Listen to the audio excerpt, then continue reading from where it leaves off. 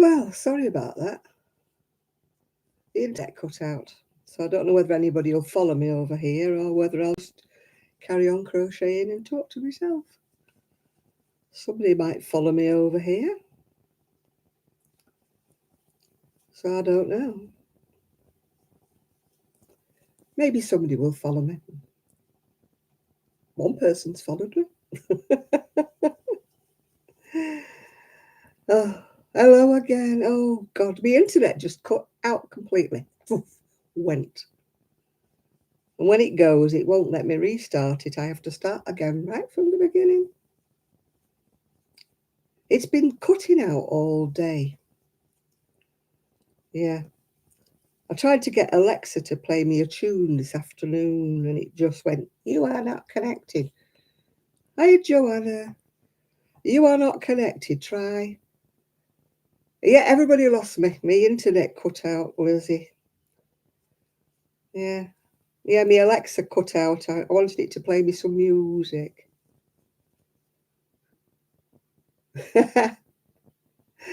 Oh dear, the story gets interesting. Yeah, my mum cuts out. Yeah. Somebody on the internet land does not like me. It cuts out all the time. It cut out when I was watching, YouTube and that on the TV last night. It kept cutting out, and I kept getting the ring of death. It's something to do with the weather, I think. But where I'm in my little bedroom, it appears to be like a bit of a dead zone, and it keeps going off. So I couldn't watch my Fire Stick in my bedroom last night. I had to go to sleep. Very boring. I like to watch a few things on my Fire Stick before I get to sleep. But no, it cut out. If anybody's still on the other one, can you tell them to come over here, please? Can you nip over there and say, she's gone off, she's on the other one? Because obviously I've lost Jill and everybody else. They're probably wondering where on earth I've got to. Nathan, Chris, can you nip over and tell them where I've gone? Oh, dear. It can only happen to me, can't it? Yeah. Well, it probably happens to everybody else. I just like to play the martyr. I'm more like Marta Hari, aren't I, than the marker. It's already on replay. You can't comment on it. Oh, sorry, Chris. Well, thanks for trying anyway, love. Thanks for trying. Oh, dear. I just hope people will realise what happened to me. There I was, gone. Before you could say anything, gone. The lady vanishes. Yeah, I could have that as a title, couldn't I? The lady vanishes, and then she reappears. If she vanishes, look out for her again because she will reappear. How's the weather? Cold. My son and daughter-in-law are in the camper van, and I got a message last night saying, "Is it windy?" And I'm like, "Well, no, it's not really." They said, "Oh, the camper van's nearly blowing over." I said, "Are you coming home?" They said, "Well, no, not yet." Yeah. Hi, Christine. Hiya, John. Hi, Ethan. Hi, Patricia. Uh, yeah, I got cut off.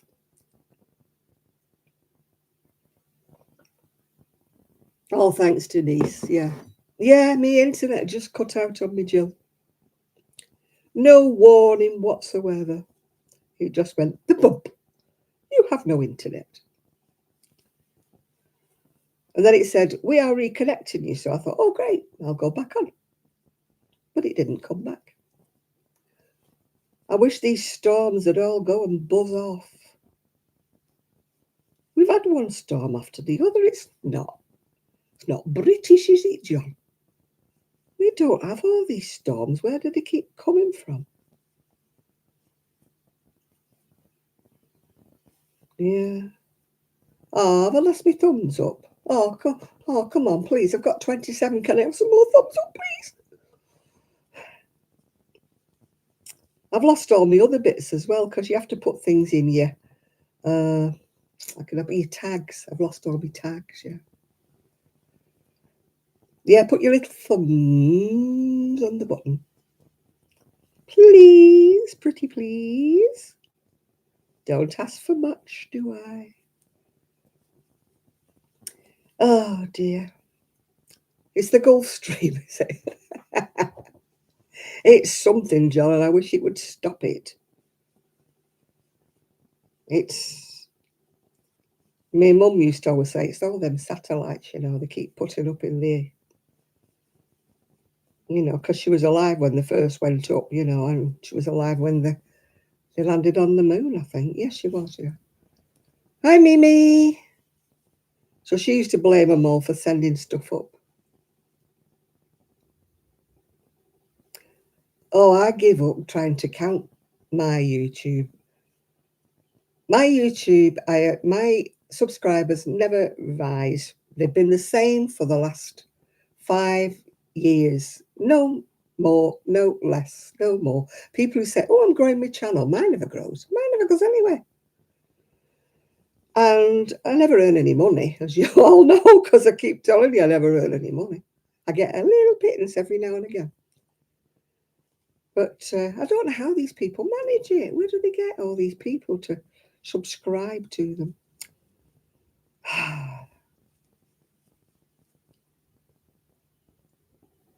Oh, I'll have to do something. Well, they go round, I think, saying I'll subscribe to you if you subscribe to me, which I don't hold with that. I would rather somebody subscribe to me because they wanted to, not because somebody had said, you know, I don't know, you must subscribe to me and I'll subscribe to you and all that jazz.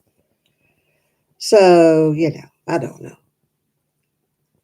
I've ceased to worry about these things. I will never be a big YouTuber, and I have ceased to worry. Cease to worry about it. I will never be a superstar. Yeah. If I wait to be I've been waiting to be discovered for about the last 40 years of my life, but I've never been discovered. Yeah. Hiya, baby. How are you doing? Been a week or two since we've seen you. I hope you're all right. Yeah. Yeah, I will never be one of nature's superstars or a crocheting doyenne. That's a big word, isn't it, for a Saturday? Doyenne. I'll just be a little fish at the bottom of the big pond. Yeah. I'm actually at the bottom of the big pond. I'm in the silt at the bottom of the pond. Yeah. Oh dear. I've not even risen into the pond yet. I'm still pond life. Never mind. It's a good job I don't worry about these things, innit? Some people worry all the time, don't they? Oh, my arthritis is, yeah, we're not talking about my arthritis. I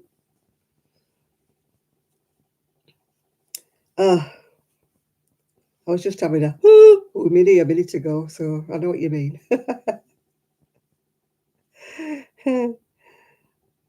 You know, when you sort of brace yourself to get out of bed in the morning, you're like, oh, I wonder which bit will hurt this morning. And then you're like, oh, it's my shoulder for a change. It's usually my knees. If I'm doing a series of what, though? You do your books, don't you? But I don't. I don't think I've got a series of anything. I guess I'm not that interesting. People are bored with me. Oh, she's here again. Same old, same old. She's here again.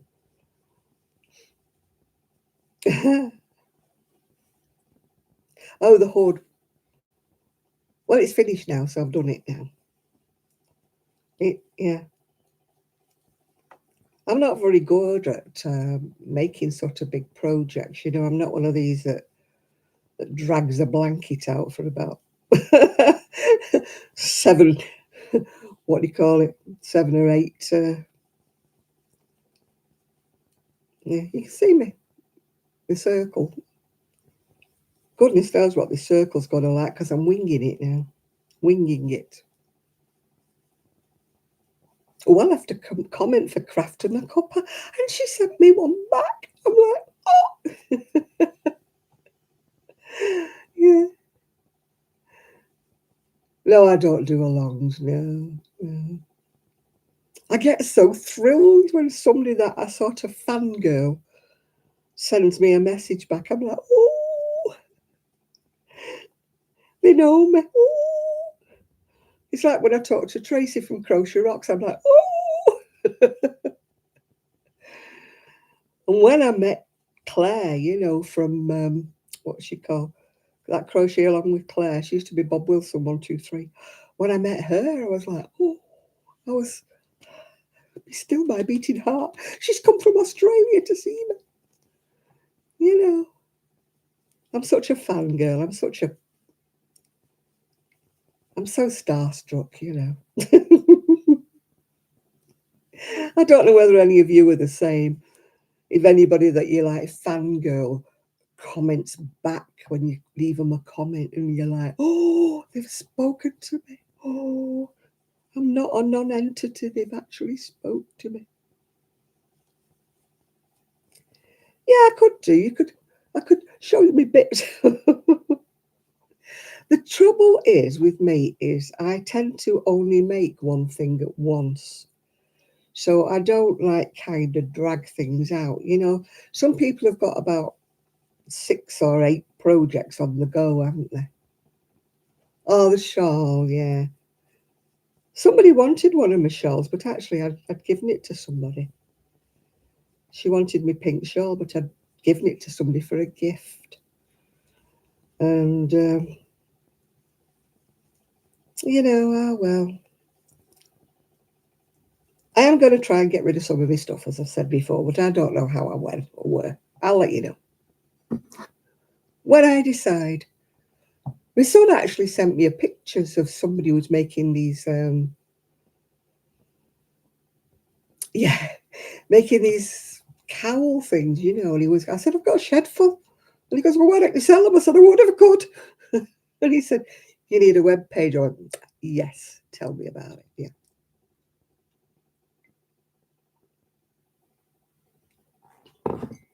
I've been recognized in public 3 times in my life.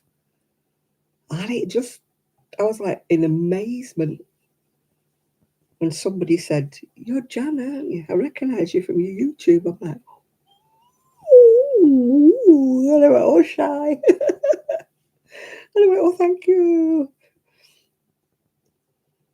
And of course, I completely forgot what they were called. So people said, who was it who recognised you? And I said, I don't know, can't remember. I'm terrible with names. Terrible. I go to Knit Club on a Monday and I really haven't sorted everybody's names out.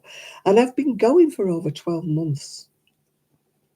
I know some, but oh, I'm hopeless.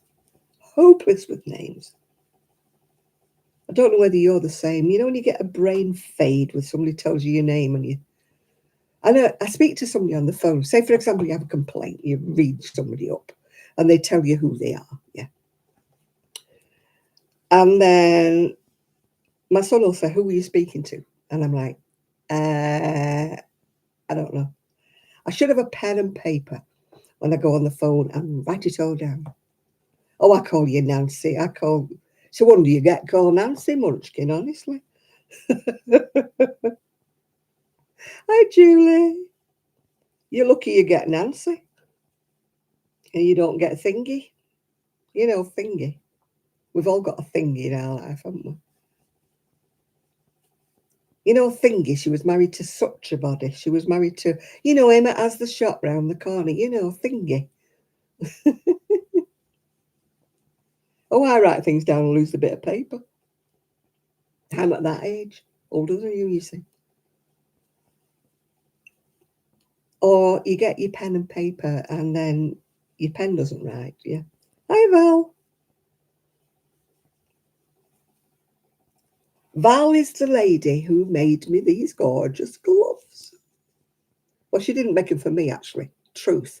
She made them for herself and they didn't fit her. So she kindly gave them to me. Aren't they gorgeous? Ooh. Yeah. There is 2 of them, by the way. I keep saying I'm going to make myself some, but I never get around to it.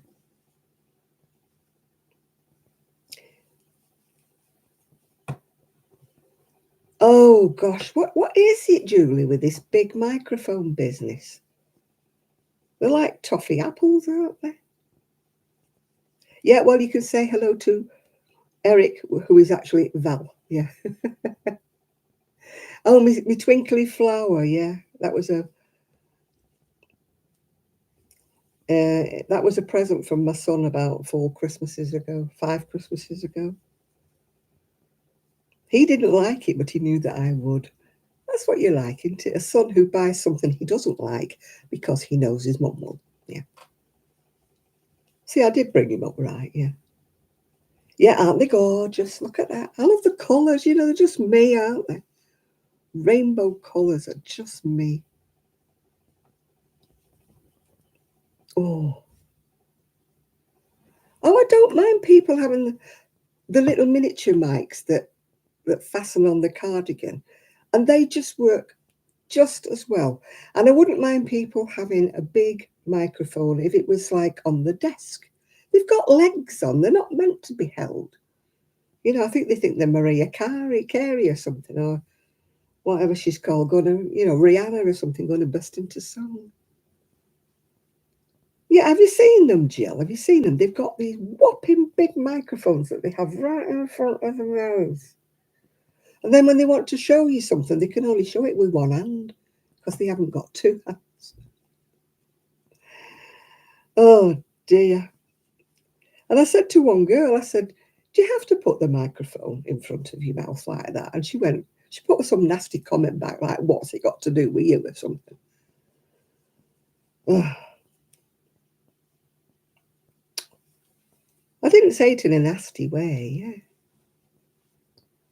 Yeah, they just look, don't they, like, as I said before, the black and white pictures of people like Glenn Miller and a singer or something, when they had those thundering great big microphones and they had to sing right next to them because the acoustics were terrible. Well, I'm not naming any names because you know me, I don't like starting drama. I could privately tell you a few names, but that have these. I mean, one of them, she actually had a big blue microphone and it looked like she was holding a deodorant can. It was that large. And I'm like, why? What? But they've all got legs on the end of them. It's not like they're a microphone with just a stalk, They've got legs.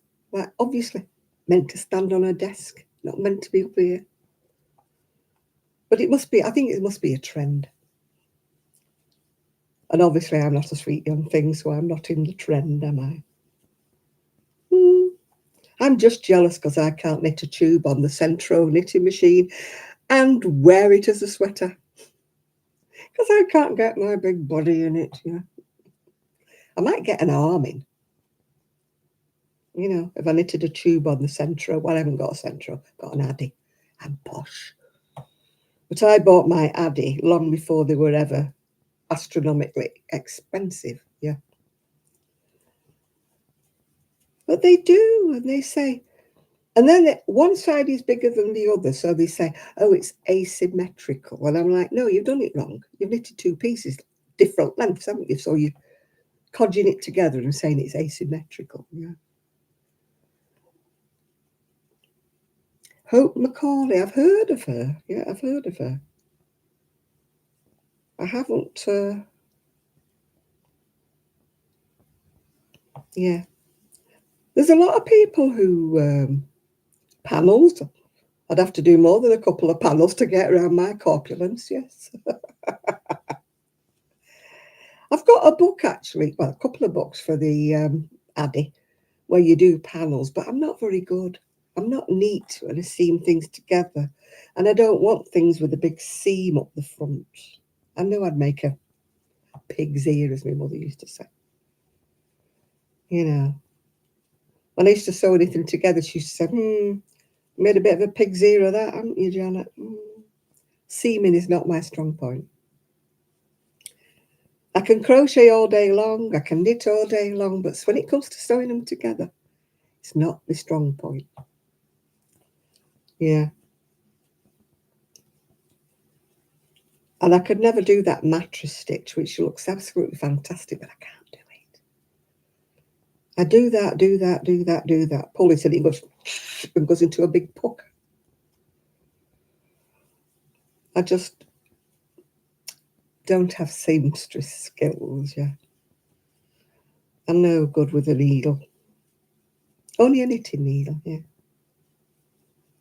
I went to Sirdar once upon a time, and we went to where they were sewing the garments together, where they used to loan garments out Sirdar, I don't think they still do now, to put on display in your shop window, and they actually used to send someone down to do the display. And there was a department where they just sat and stitched these garments up together. And oh my goodness, talk about an invisible seam on this knitwear. You couldn't tell where they'd stitched it. It was fantastic. It looked like it had been knitted in the round. It was fantastic.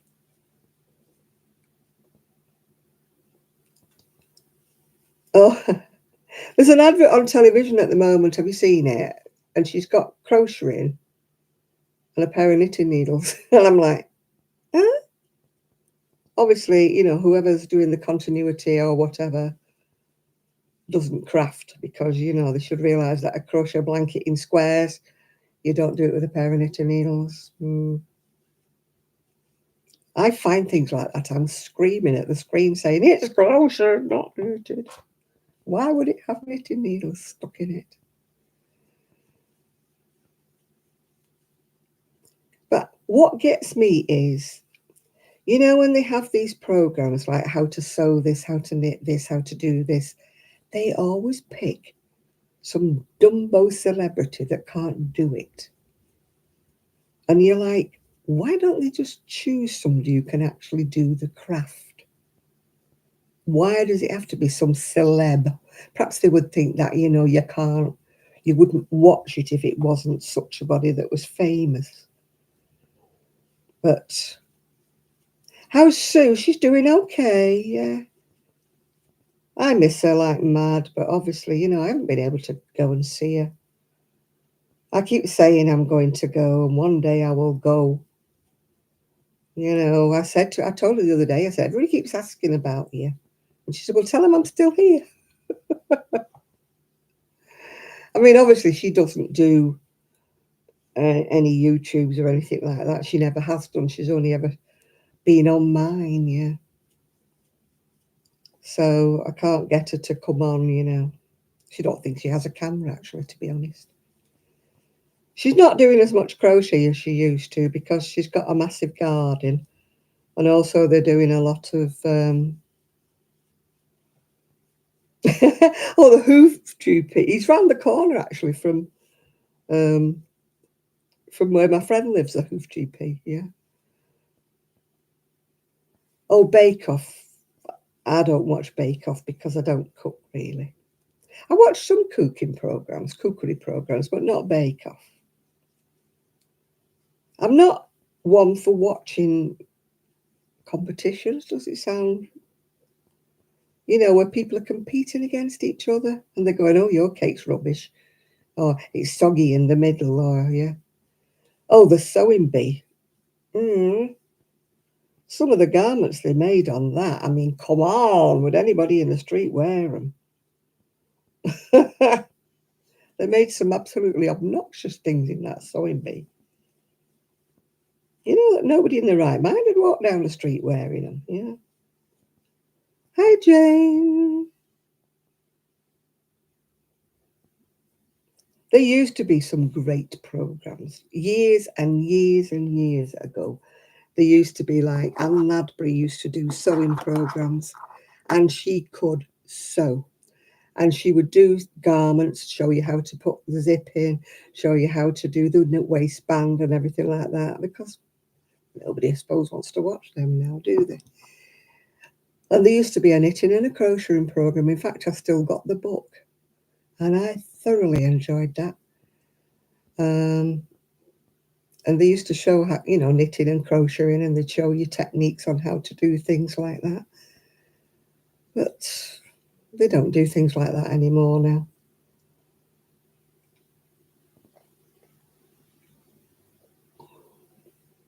everything's in a rush, isn't it? And it's, yeah.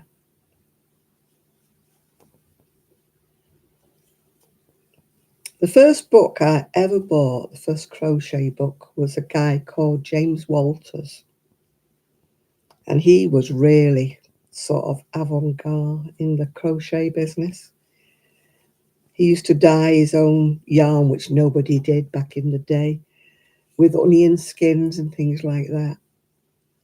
It was long, long before all this dye your own yarn became a craze, yeah.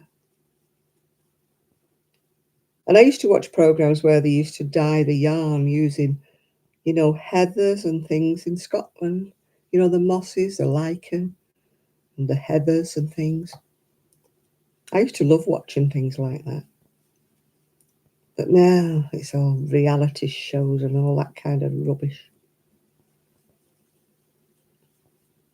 I would far rather watch something a bit more whatever. But I suppose it doesn't appeal to the masses. And when you watch things like Create and Craft, they're not creating craft. All they're trying to do is flog you something. This is a kit and you have to buy it and it's so much. And if you want to knit this hedgehog, the kit's £34 or something.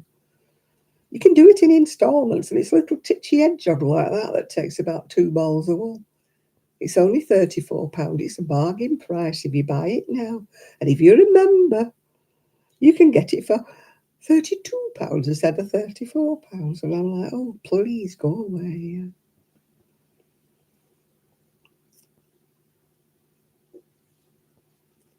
But I just wish Create and Craft was just,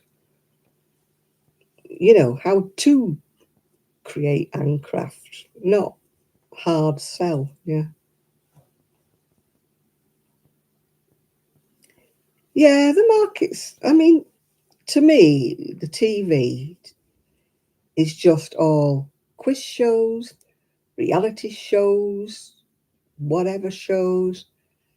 And I don't know who they're catering to, but it's not me. Am I the oddity? Am I the one that's oddball? But I don't want to watch that sort of thing. It's not my cup of tea at all. But I'm in the minority, I suppose. They have to cater to the majority, don't they? And obviously the majority wants to watch all this junk, so I just have to put up with looking at some old things.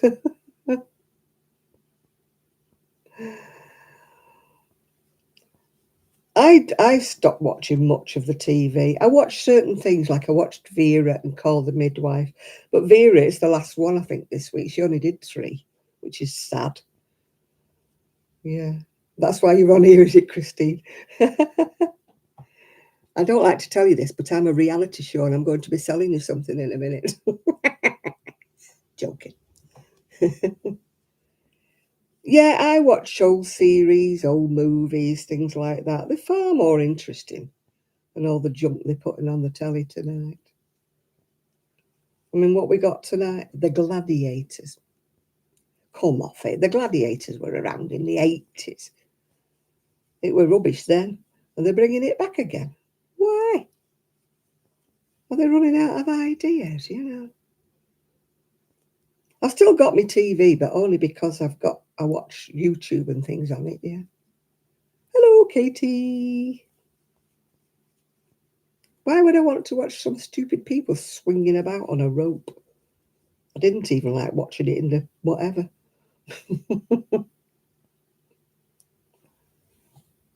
Yeah, I don't blame you, Munchkin. I don't blame you for listening to the radio. It's far more interesting, yeah. I like documentaries as well, yeah.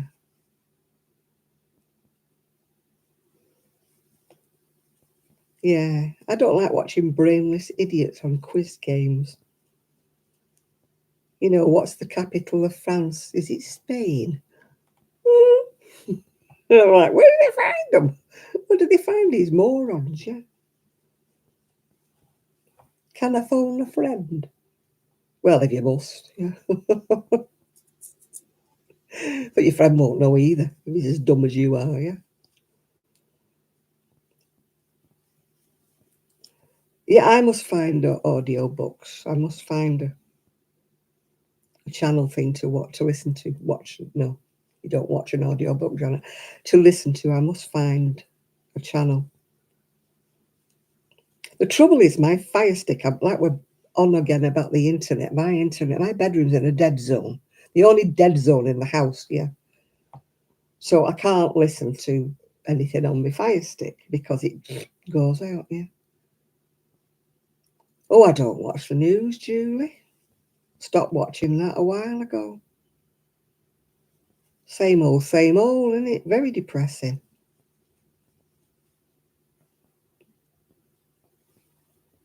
Yeah, I've got some books that I can read on my Fire Stick, but that's no good if you're trying to fall asleep, is it? Because you want to listen, not read.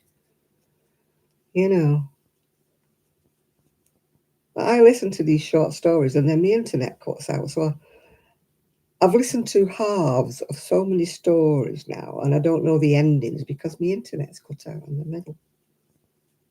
I need a booster or whatever you have. I'm not very au fait with these things. My son will know. I need a booster putting in my bedroom to boost the signal. I'm going to have another go at him when he comes back and say, excuse me, but while you've been away, I've had no Alexa in my bedroom and I have had no fire thing in my bedroom. What do you call them? A Fire Stick. Kindle, that's it. I've had no Kindle while you've been away. And I've had no Alexa. I'm going to take my cassette player in my bedroom, I think. At least I can plug it in, can't I? Listen to a cassette, yeah. Yeah, the very sort of sensationalism when you listen to the news, isn't it? That's what causes the anxiety. They don't just it's my daughter-in-law actually with the dragon hat. No, she's away at the minute. She'll get it tomorrow when she comes back, yeah. They sensationalize everything. If they would just tell you the news, you could like process it then, couldn't you?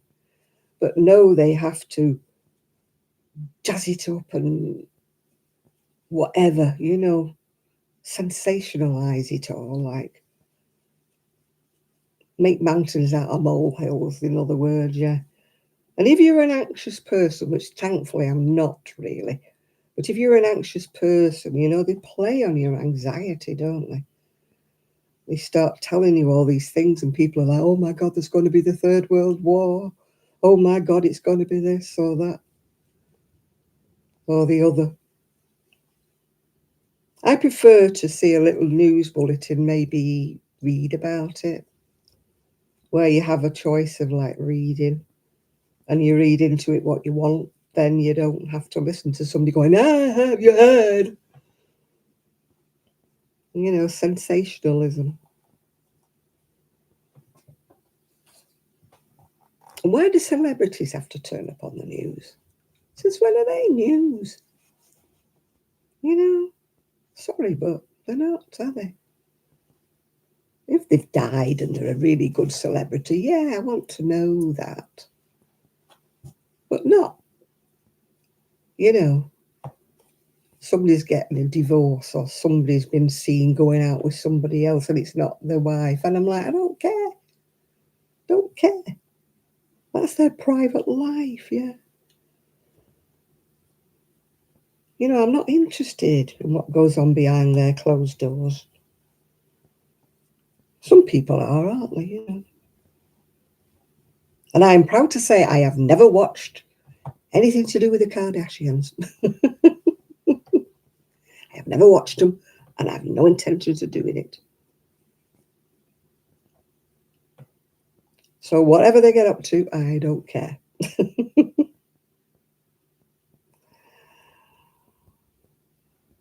Where's my... Oh, it's there. Oh, why is he gone? I'm making a circular cardigan, Val, trying to replicate this one. with the wool that I have left over from making the dragon thing. Yeah. No, you're not the only one. Yeah. I just don't want to know what goes on behind closed doors, who's going out with who and who's being unfaithful to who, That's their business, isn't it? Just let them sort it out. Don't sensationalise it all. You watch them and you don't understand them. I don't understand. I've decided I'm as thick as two planks. I'm like, who's that, And when they say, like, such a body, I'm like, who's that? And they say, this celebrity. And I'm like, well, what do they do? Are they in a TV documentary? Are they in a play? Are they in a... Oh, no, they've been in Big Brother. And I'm like, that's not a celebrity. A celebrity to me is somebody who's made a good film, or they're singers or something or other. A celebrity isn't a TikToker or, what do they call them? Not a motivator. What do they call influencer? Excuse me, They're famous, aren't they,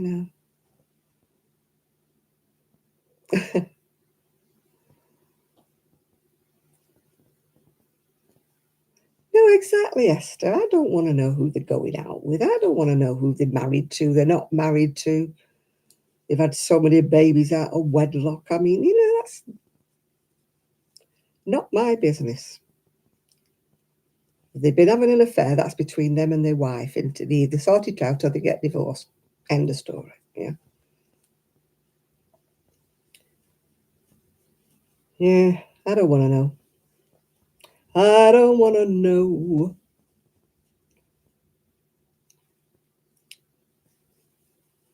That's why I don't listen to the news, because there's not a whole lot on it that I'm interested in. I'm not interested in politics, because they all lie. I'm not interested in politics, my country, let alone anybody else's country. I don't care what the Prime Minister of whatever, Spain or France, is getting up to. I don't care. Oh, God, yeah.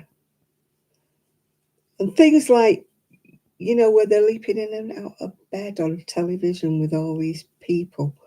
And they're only famous for looking gorgeous. And all young girls think that they've got to look like that. It's a very bad example. I mean, let's face it, we're not all beautiful. Might come as a shock to you, but I'm not beautiful, but I'm not. But that's what I mean, is it gives... when I was younger, I didn't get berated or whatever, bullied, picked on because I wasn't beautiful. Whereas all girls today think they've got to look a certain way. And if they don't look a certain way, then they're classed as being ugly. And it's just all wrong.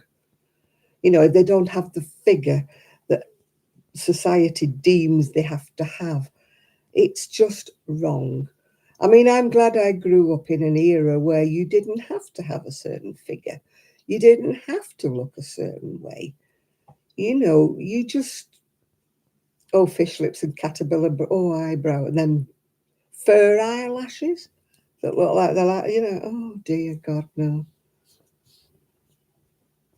But, yeah, but it gives the young ones, doesn't it, a false impression of, they think they're not worthy, don't they, because they don't look like the Kardashians, for example, whatever they might happen to look like. But, I'm so glad that I grew up in a generation where it didn't really matter, that you weren't.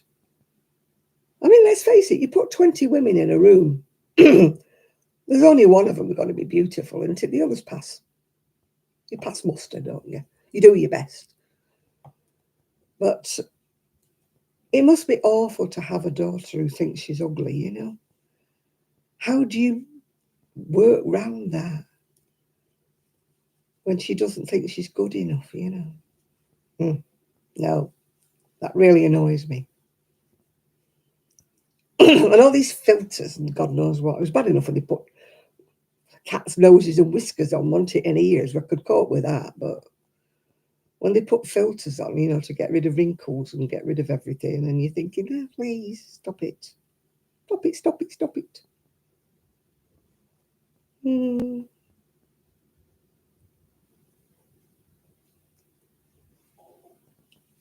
Yeah, well, different cultures have different ideas of what is beautiful, don't they? Different cultures. What we allegedly think of as beautiful in our Western world, other people in the world don't. Yeah. Yeah. My auntie used to say that to me. Beauty's only skin deep. She used to say it's your personality that will get you through. And I used to say, but when I was about 16, I used to say, but auntie, they don't stay around long enough to find out what my personality is like.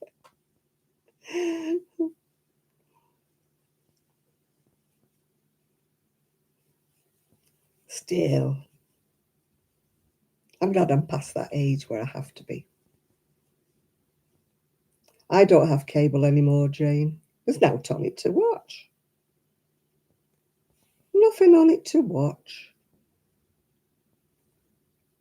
I mean, I look at what's on like the movie channels and I'm thinking, it's the same old hash, isn't it?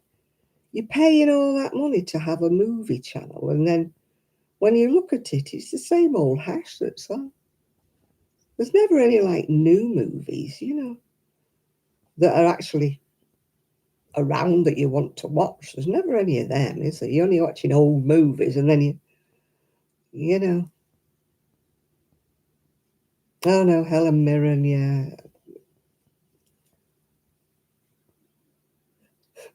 Fat Bottom Girls, it was, wasn't it, Patricia? Yeah, it was the Queen, wasn't it?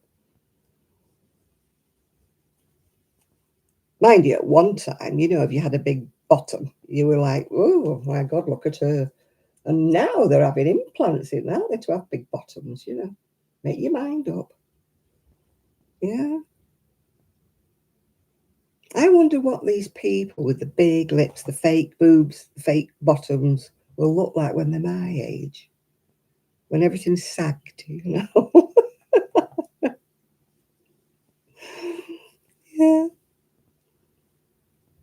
When their lips have deflated and their boobs are going to stick out like two tennis balls, aren't they? I can well believe that, Julie. I can believe that. Yeah.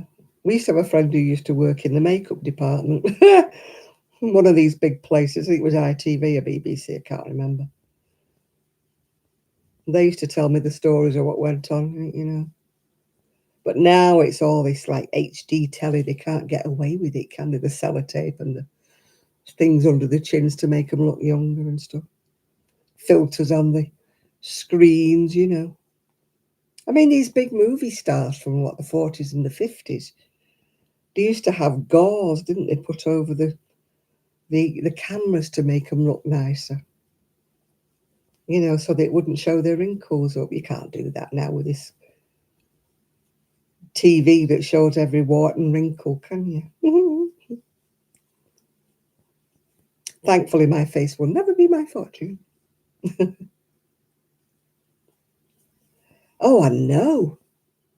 You must have a special camera that makes the driveways look enormous. When I looked at my old house when it was on the estate agents, I thought, oh, I would buy that. It looks a really big house, yeah.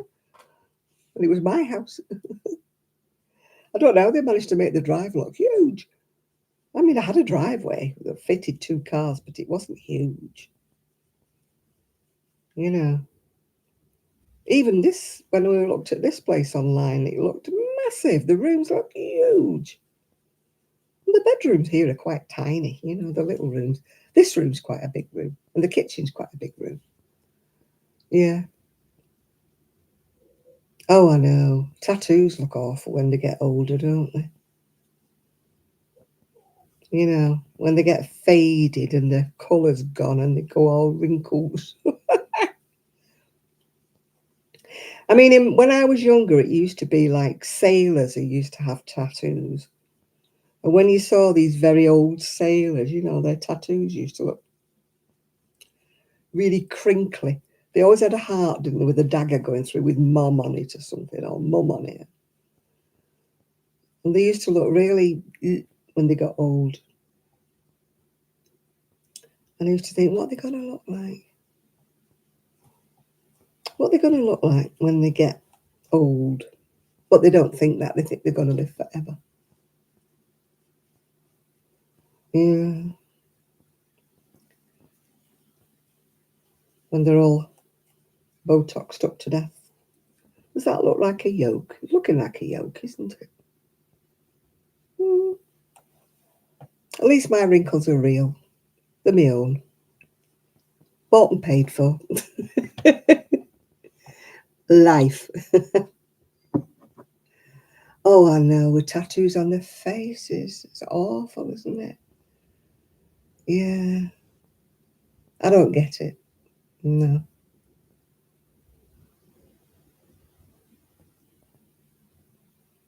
Oh, God, old tattoos, old wrinkly tattoos, yeah. Can you imagine when their bottom implant fails and they'll have this, like, droop. And then this saggy bit of skin hanging down in the jeans. Yeah. Oh, no. Nothing better thinking about.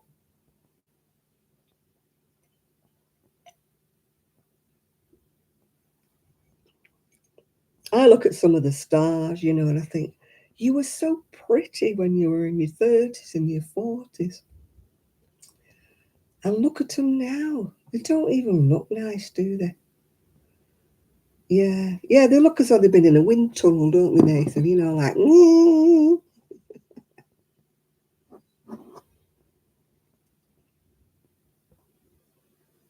I don't have any, and I won't have any. No.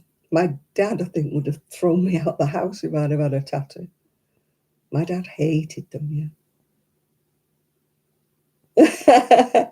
It cost a lot of money to get this fluffy, didn't it, Joe? Oh, she's gone too far, like, yeah. They go too far. I can understand why they just have a little bit of a nip and tuck here and there when the face is the fortune, but they go too far.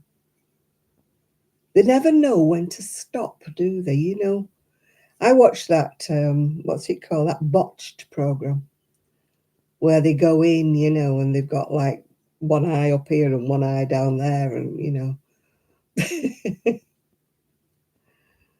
uh, well, I haven't seen a close up. Hi, Gloria.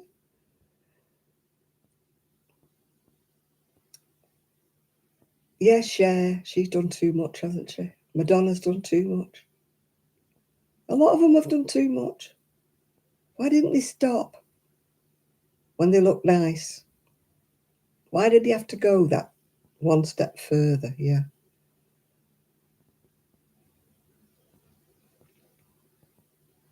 Mm. She didn't for a while, Cher. She looked a bit weird, but she's not, you know.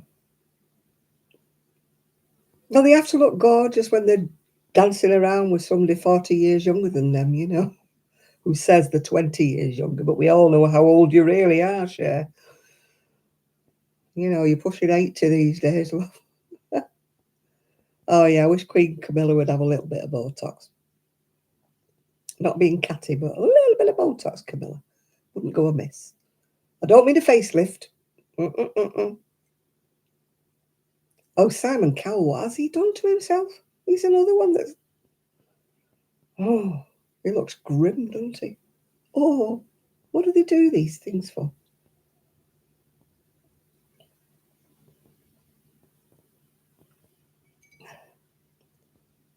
Cher, she's 70 something, isn't she? She must be by now. If she's not 70 something, she's shaved a bit off her age. You know, she was round about my age when she first came out, Sonny and Cher, you know what I mean? She wasn't exactly 17 back then. So how come she's younger than me now? You know, I don't know. 77 is she? I think that's a bit shaved off of that as well, Nathan.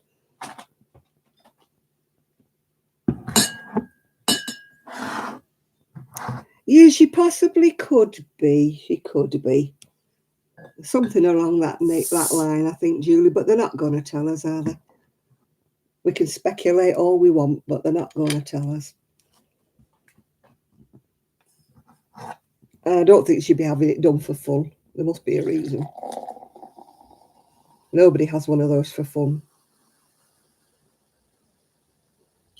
When I had mine, I was 33, wanted more kids.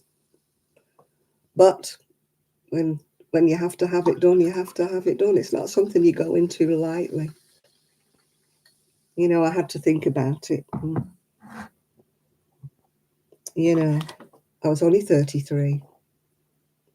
So I didn't really want it at that time of life. It was something you thought old ladies had. But when you get something wrong and you have to have it done, you can't argue, can you? Well, you could, but you could be pushing your luck.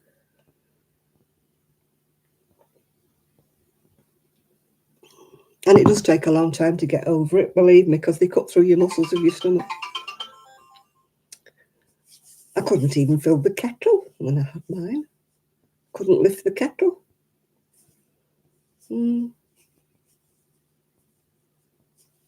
Well, I should have been in hospital for 7 days.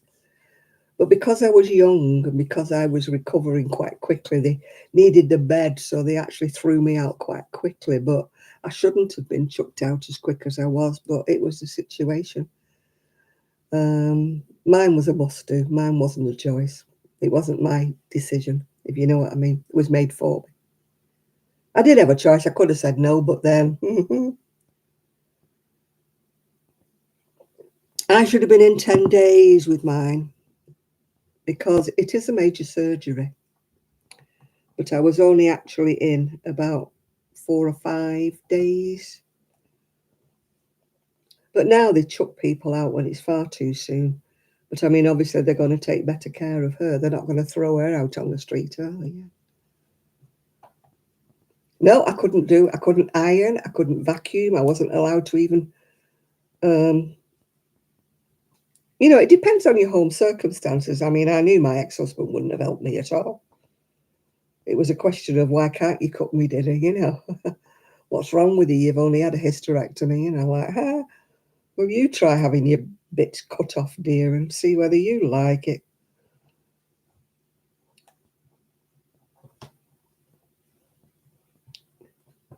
Men are so unthinking at times. You get some people's husbands are fantastic. They do everything for them. Mine was, why can't you do that? Why can't you do? Why can't you hoover? You're just using it as an excuse, aren't you, not to do the housework? I think that's what I started to go off in, actually. My God. There's that much in a bag of crisps. The rest of it, 2/3 of it is air.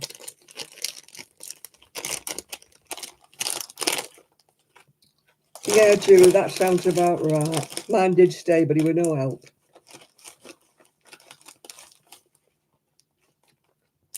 I would have been better off on my own, if you don't know what I mean. Yeah.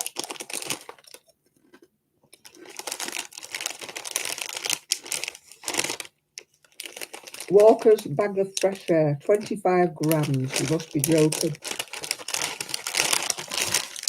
They're at the bottom. Can you see? Look, that's how little there is in a bag of crisps. That's not a bag of crisps. That's a joke.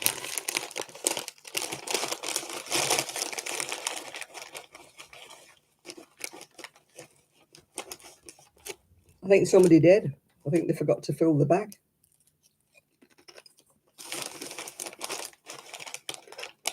You can understand the price of anything going up, but they're going smaller. You know, things are going up. We understand that. Things cost more. We understand that. But you're paying more now and getting less. You know, it's like Mars bars and things like that. You're paying more for a Mars bar and you get a smaller bar. So they're getting you twice, aren't they? You're paying more than it going up. You're paying it going up twice.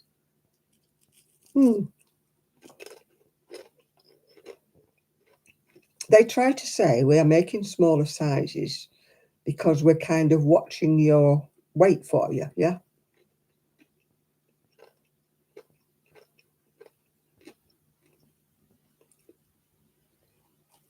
Oh, gosh.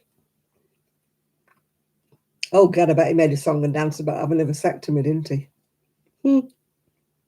Somebody messes about with their tackle and they can't cope, can they?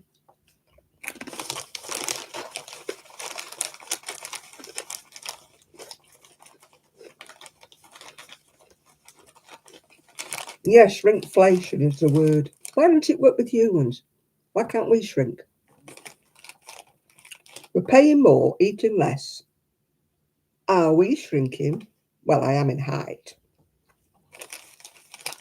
I bet you gave him hell. I would have done. I'd have said, get off your backside as well.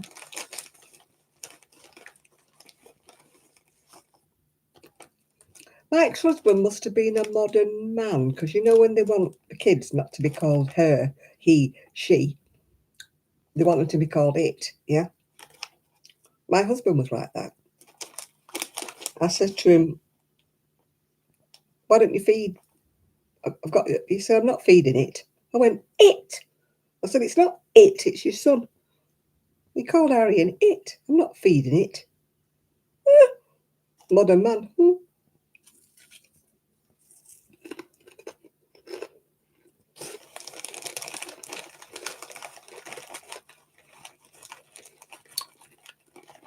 Did it creep up on you, Julie, and say, eat me, eat me?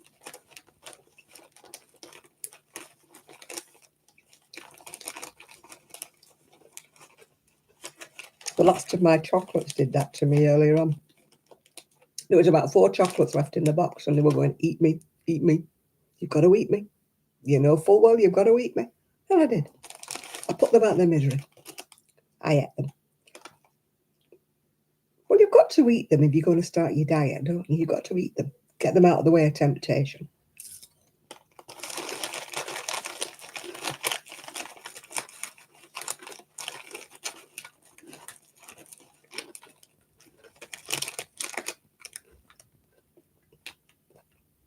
I hope it chewed itself on the way down, Julie.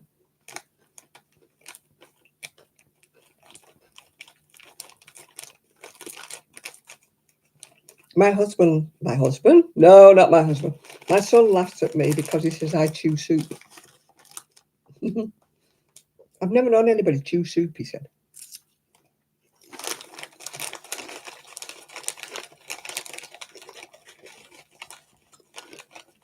I said, it's got vegetables in it. He said, you chew tomato soup. I chew porridge as well.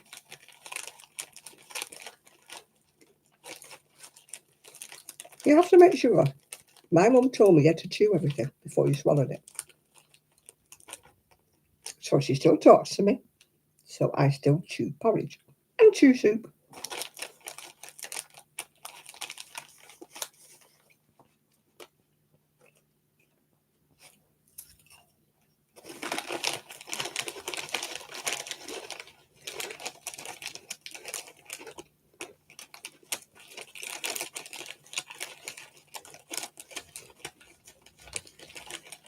Yeah, my mum used to say that if you bulk down your food and you swallow big lumps, you get ulcers and stomach problems. Sorry, Mum, I still got the stomach problems, but I do chew my food. And now I've got hiccups.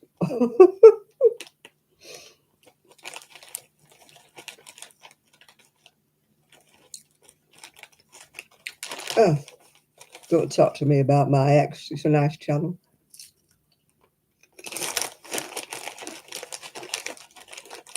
Mm-hmm. Hello, excuse me, how are you doing? Oh, I only have plain. I don't like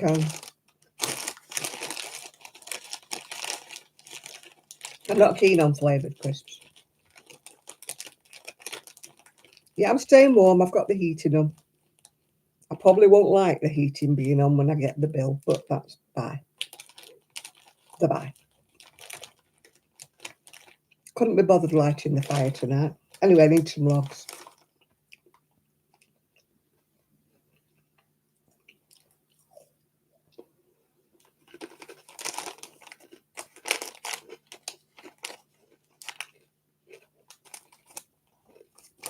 I used to eat flavoured crisps. I used to eat them. I don't mind prawn ones. And I used to like beef and onion. But I tend to just stay with salted now. Ready salted. They're the best ones to put on a sandwich, aren't they?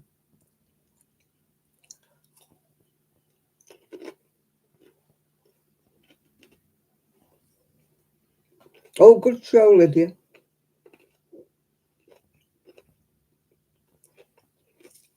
Can't beat a crisp sandwich, can you? Oh, I love prawn. But I don't love them. I'll eat them. But others, some of them are terrible, aren't they?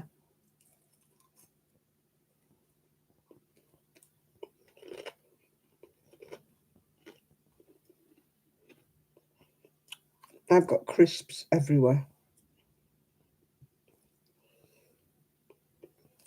That means that when Trixie comes home, she'll be hoovering up the little crisp crumbs that have landed on the floor.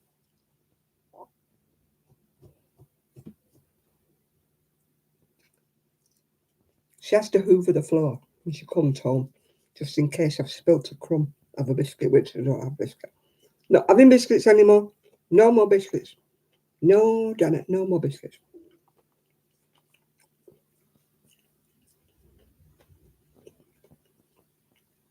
The four-legged hoovers are out in the camper van somewhere. I don't know where, but they're with their mummy and their daddy, my son and his daughter. No, my son and my daughter-in-law.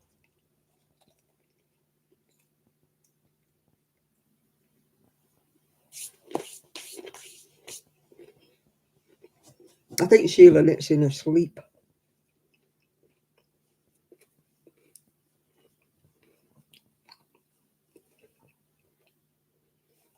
She fascinates me the way she crochets, though, Sheila. She said in her last video, I know I don't crochet the same way as everybody else. And I thought, no, you don't. You're right there, love. I've never known anybody crochet like that.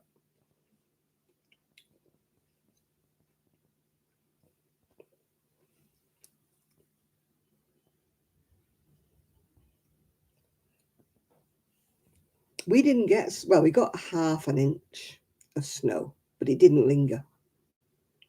If you blinked, it went. We're too close to the sea and the salt, you see, so it doesn't stay around here. People who lived in Fleetwood for a long, long time, or people who were born here, can remember that there was snow one year, but it doesn't usually stay. My old street was absolutely covered. They couldn't. Gosh, if we'd have had a dog when our Ian was a baby, it would have been so fat it would have never been able to walk because our Ian used to drop everything. He used to.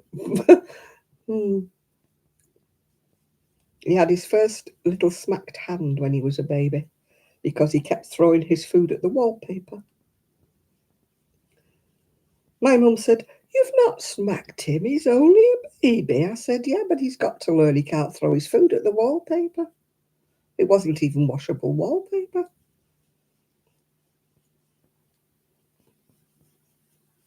I didn't hit him hard, I just squeezed his little fingers and told him no, yeah.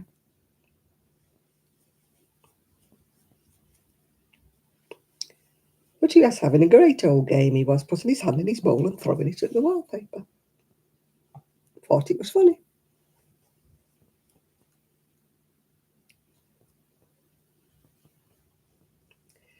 I used to knit quite quickly, but I'm very slow these days. It hurts my shoulders when I knit.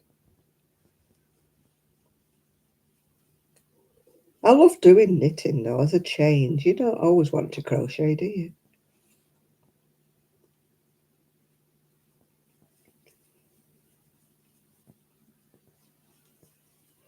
I do like knitted baby things, I must admit, because they're more gender neutral, aren't they, when they're knitted? I think crochet is really more geared to little girls, isn't it? Or is that just me that thinks that?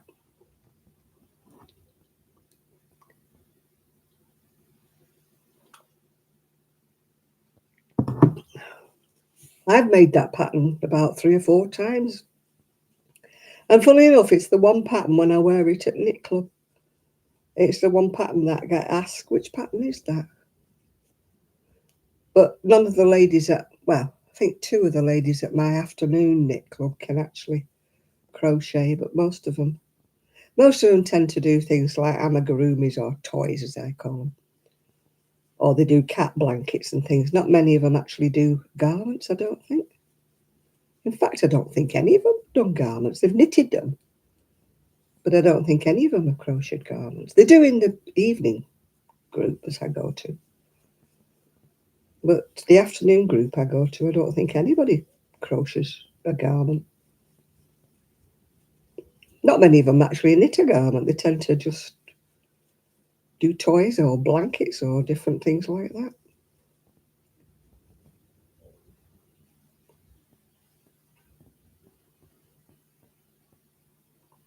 Oh, sorry about that. It's not my idea, Julie. Some of these things are sent to triers, like the adverts on here. I don't put them on. I wouldn't mind if I benefited from them. I think I've told you before, I earn about 8p.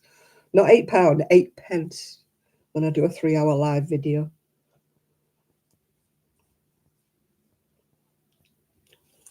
No, it's okay, Julie. I'm just saying it's YouTube do their own thing, you know. They don't ask whether we want things, they just do them. And you have to agree with them. If you didn't agree with them, they wouldn't put your videos out. I must check I'm not doing my yoke too wide, because it would affect me and it would mean I'd get wide sleeves. So I shall do a bit of a check in a minute. Make sure it's not going too wide. I used to be a very quick knitter.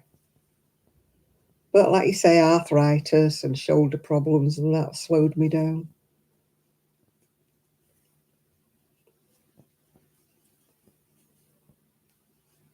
Even crochet, I can feel my shoulder starting. This shoulder's starting to hurt now. It's the one I got broke. Well,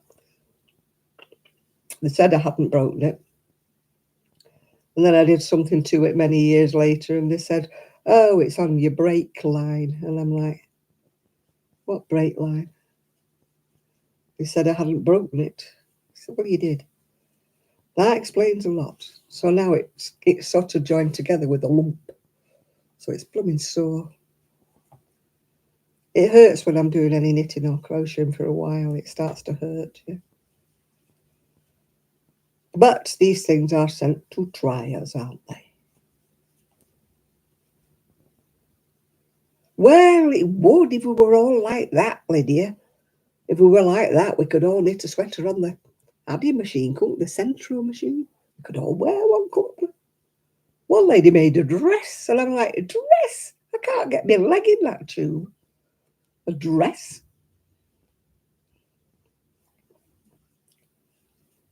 I'm like a big fat snake trying to shed its skin, yeah. Yeah, we'd all go faster if he had a 32-inch bust, wouldn't we? I was watching somebody doing a tutorial, and she measured round her bust. And she was saying, so many centimetres. And I thought, yeah, that's my inches. She said, that's your widest part. I thought, no. That's the widest part of my arm.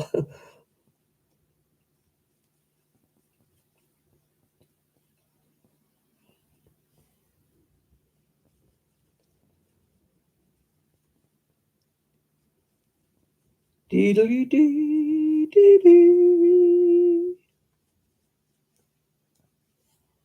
Oh, I hope I have enough wool to do this. It wouldn't really look right, would it, with... You love me crisps, yeah.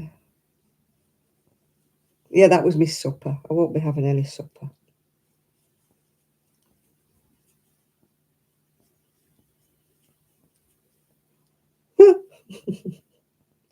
Do the Kardashians do anything? What do they do? Besides have a channel and try to influence people with their so-called shapewear.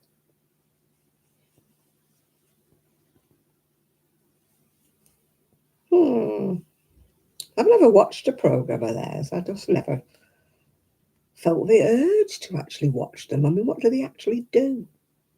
If you watched a programme of the Kardashians, what do they do? Oh, yeah, I've seen Z's not knit hat, yeah. I haven't actually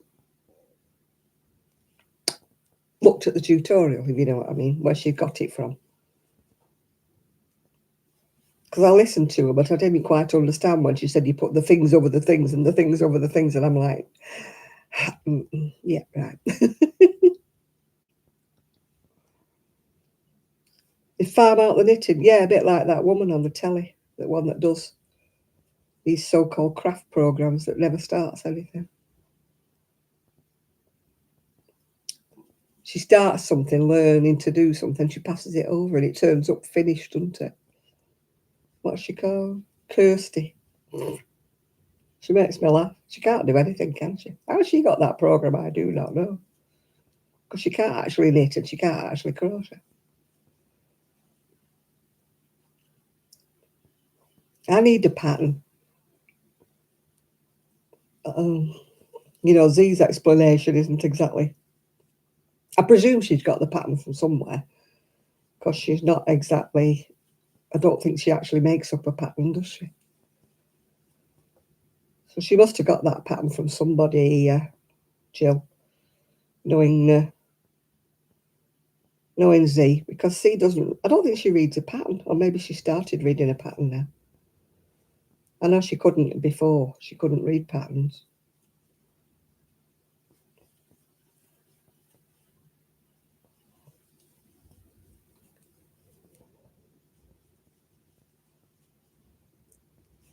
She usually only just watches somebody's tutorial, doesn't she? Oh, she made it up. Oh, I'd have to take more notice then, because I didn't really understand when she was going over this, and that, over that. I thought, what?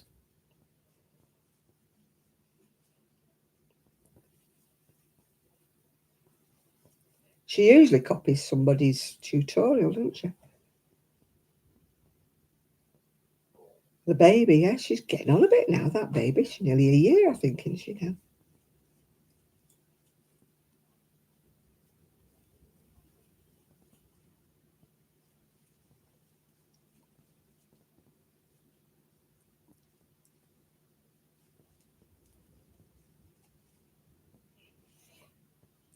Knitting club is great, yes. We went out for lunch with one of the knitting clubs. Very nice it was. I had scampi and chips, and it was very nice. Went out on Monday. Was it Monday? No, Thursday. Sorry, beg your pardon. We went out Thursday. Had a very nice lunch. Ladies who lunch.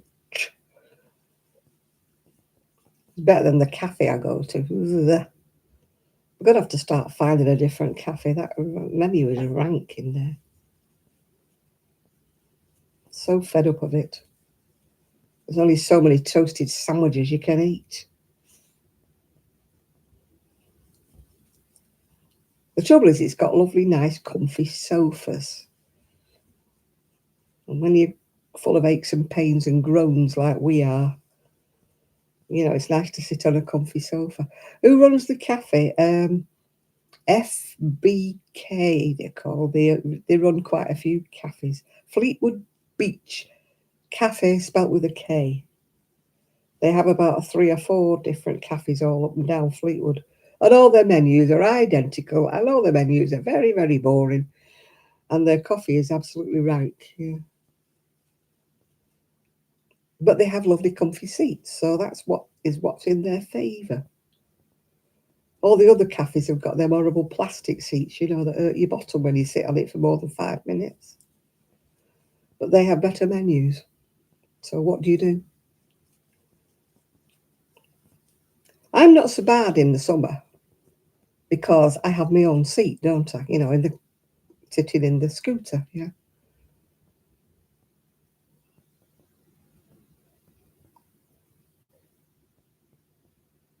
Oh, I'll have to think about that one, Jill, yeah. Oh, I think people are just used to them. I think they rely on holiday makers who don't know that the menu never changes. Regulars like us, just get sick of it. Oh, I wish they did like a baked potato or even a bacon sandwich or a burger or something, but they don't. They do pre-packaged toasted sandwiches that they put under a toasty thing, yeah. And in the summer, they do have ordinary sandwiches, but they don't really have them in the winter. You can get a plate of chips, but they're not very good. And sometimes they have a pasty. You can get a pasty. But I don't know whether she does any decreases, Jill. I think she just scrunches it up, doesn't she? Gathers it up.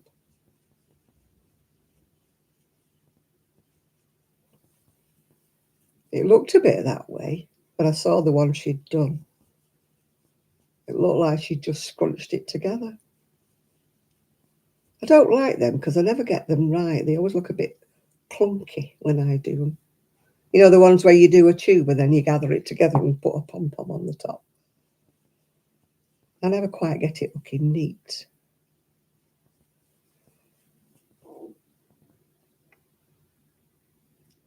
Oh, she does some proper decreases. Hey, she's getting clever, isn't she, in her old age, as our Z? I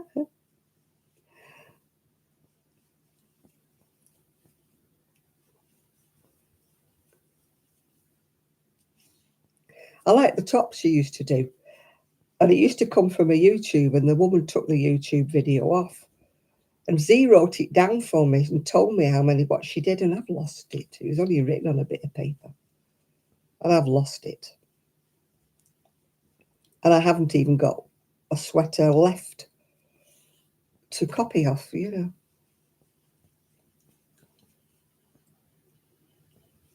When I asked her last time, she said she'd forgotten how many she did.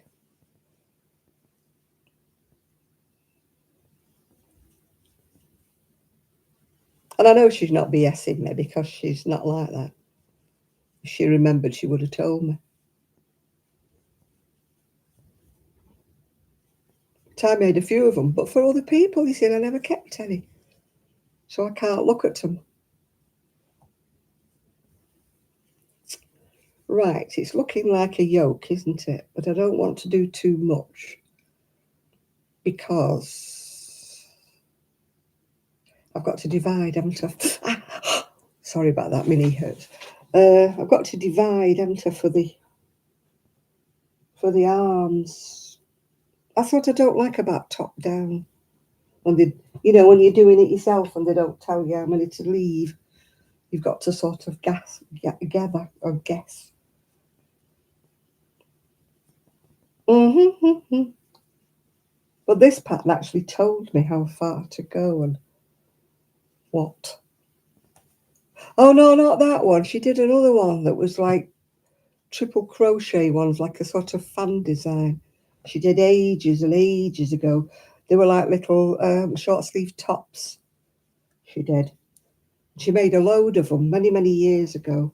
I don't think she's made any for a while. But now she makes more like a poncho, doesn't she? And I made a few, but like I say, I never made them for myself. I made them for other people. Never kept any. Oh, no, I'm still okay. It's kind of getting almost wide enough, but not deep enough. No, if I'm not careful, I always get my shoulders too low down, and they don't fit nice. If you don't break. Yeah, that's one of my statements as well, saying you don't get wrinkles on a balloon, yeah. I must admit, I didn't have as many crinkles when I was fatter. I saw a video the other day taken 9 years ago of me and Sue. Oh, did I look big? I had boobs out here. I looked enormous. I thought, God, you don't realise you've lost weight until you see it. And I thought, my goodness me, I'm so big. You'd never heard it. Oh, yeah. My dad used to say that. There's no wrinkles on a balloon. Yeah.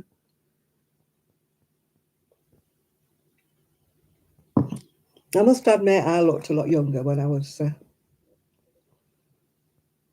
Kaz was on Facebook. Yeah, she was a bit down the other day because I think it was the anniversary when her husband passed away. So I think she was a little bit down. But she hasn't been on here for a few weeks now.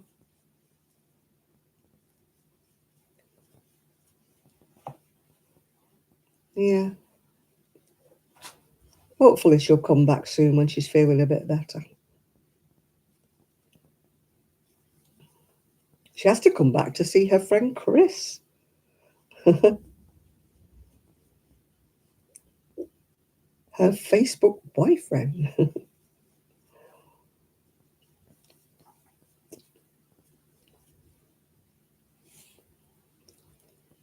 Oh, my shoulder is beginning to really hurt. I'm going to have to stop doing this.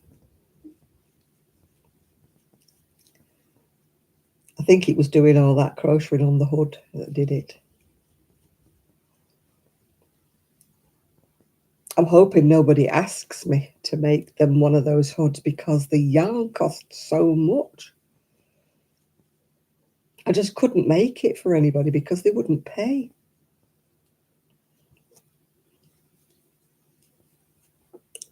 What they would want to pay me for making one, I couldn't even buy the yarn. It takes 6 100-gram balls to make it. And I know you can get single colours in cheap, but I don't think so at the price. It's going to cost at least £30 for the actual yarn before I start. I mean, you can get a single colour, 100 grams cheaper. But, anything like this, random type yarn, it's about £4.99 or even £5.99 a ball for 100 gram. And it takes 6. So you're talking at least £30. And that's before I add any postage or anything for me crocheting it. I mean, I don't expect a fortune for crocheting it, but it has taken like a week of my time.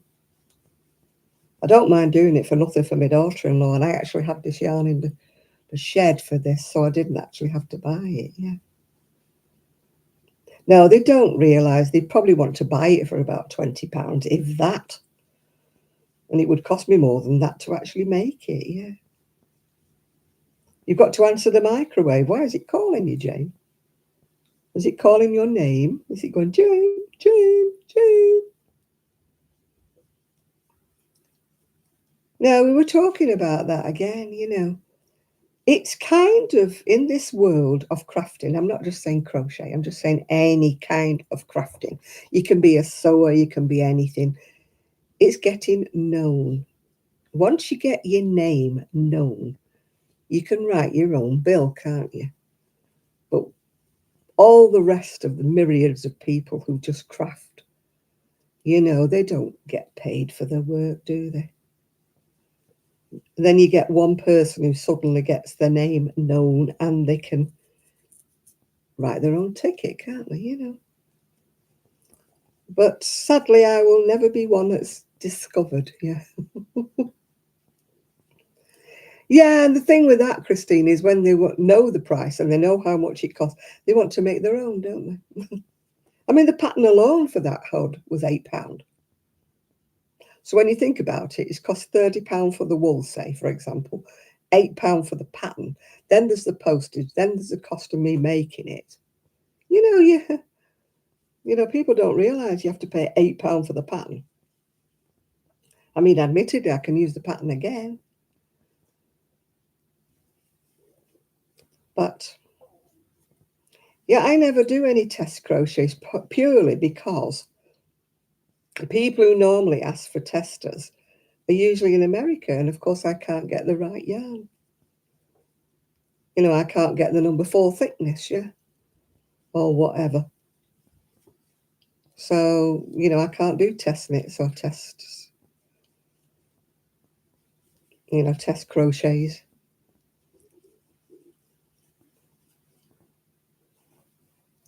She's in Israel. Well, as long as she's using wool that you can get, yeah.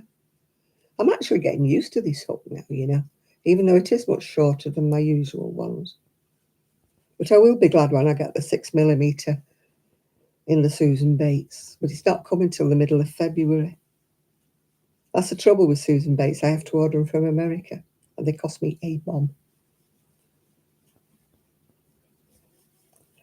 But luckily, I do look after my things. I don't like those with the big, big handles, I don't know. The ones that are made out of carved wood and that, they look so uncomfortable. This one isn't too bad because it's got like a soft place for your thumb. These are the ones that Doris Chan, if you know. Doris Chan always uses, yeah. I got it sent to me for my 70th birthday. And I got a card from her as well. I wish she made some more things. I think she's retired now. But I think she's probably about 80 now or something like that. Furls are heavy to me. They're really, really heavy. I can't use them. And they're like rounded like a barrel. I can't use the furls. I know that Alt Crochet, is she called? Alt Knots. She uses furls. She buys every kind of furls that comes out. She must get them at a discount. My God, have you seen the price of them? And she gets every single kind that comes out. She gets... I don't know how maybe she gets a lot of money from YouTube. I don't know. But because she's got zillions and zillions of followers, hasn't she? But gosh, she buys every single size in every one that comes out. Yeah. I got given one by oh God, what's he called? Forgot his name. Oh my God, he comes on sometimes. Ephraim sent me one, and it's lovely, but it feels very heavy to me. But that Alt Knots, she buys the resin ones, which are probably lighter. But as I said before, I use an inline hook, which I don't think furls are. This one isn't an inline hook, which is why I'm struggling a bit. This is a bit more like the Boy, yeah. This one's, telling me to press any key or you're going to sleep. These are the ones that Crochet Rock sells in her shop. But I don't know if she does the tulip one. She does the ones with the red handles. But this is the first time I've actually used this hook. Yeah.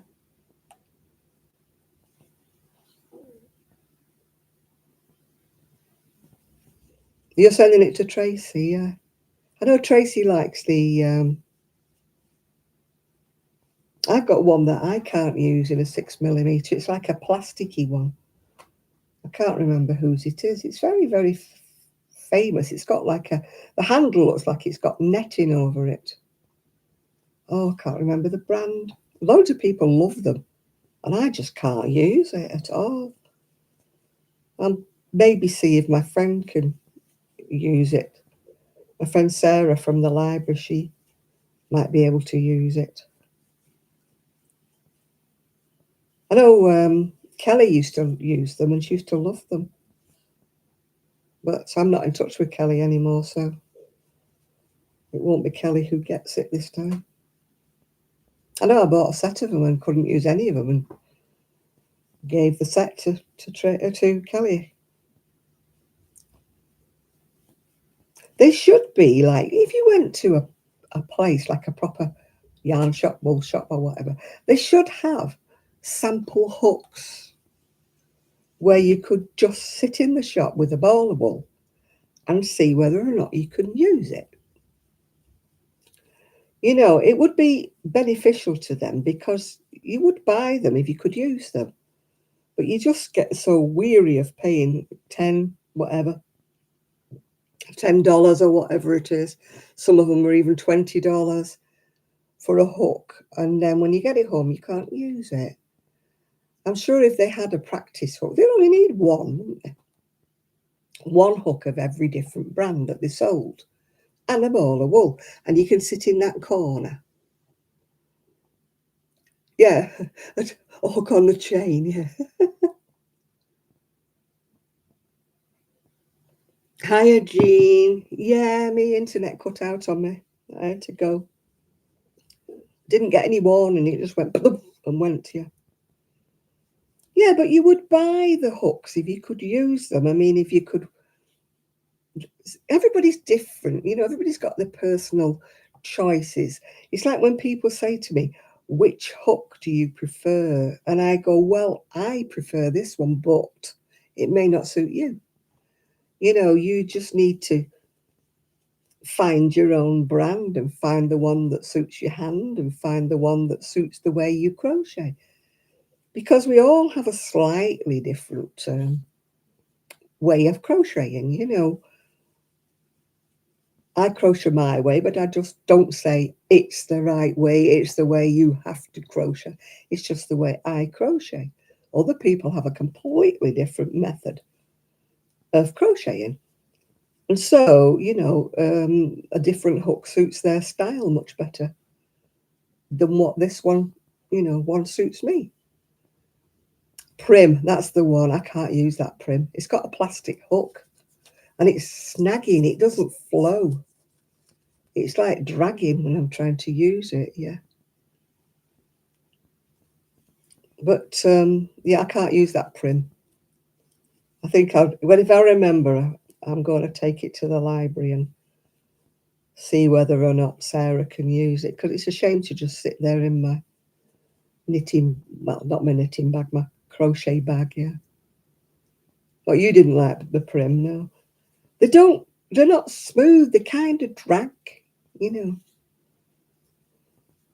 I watched a lady the other day, well, a young lady was learning how to do Tunisian, and she'd bought a load of these wooden ones off Amazon with a long plastic thing with a blob on the end.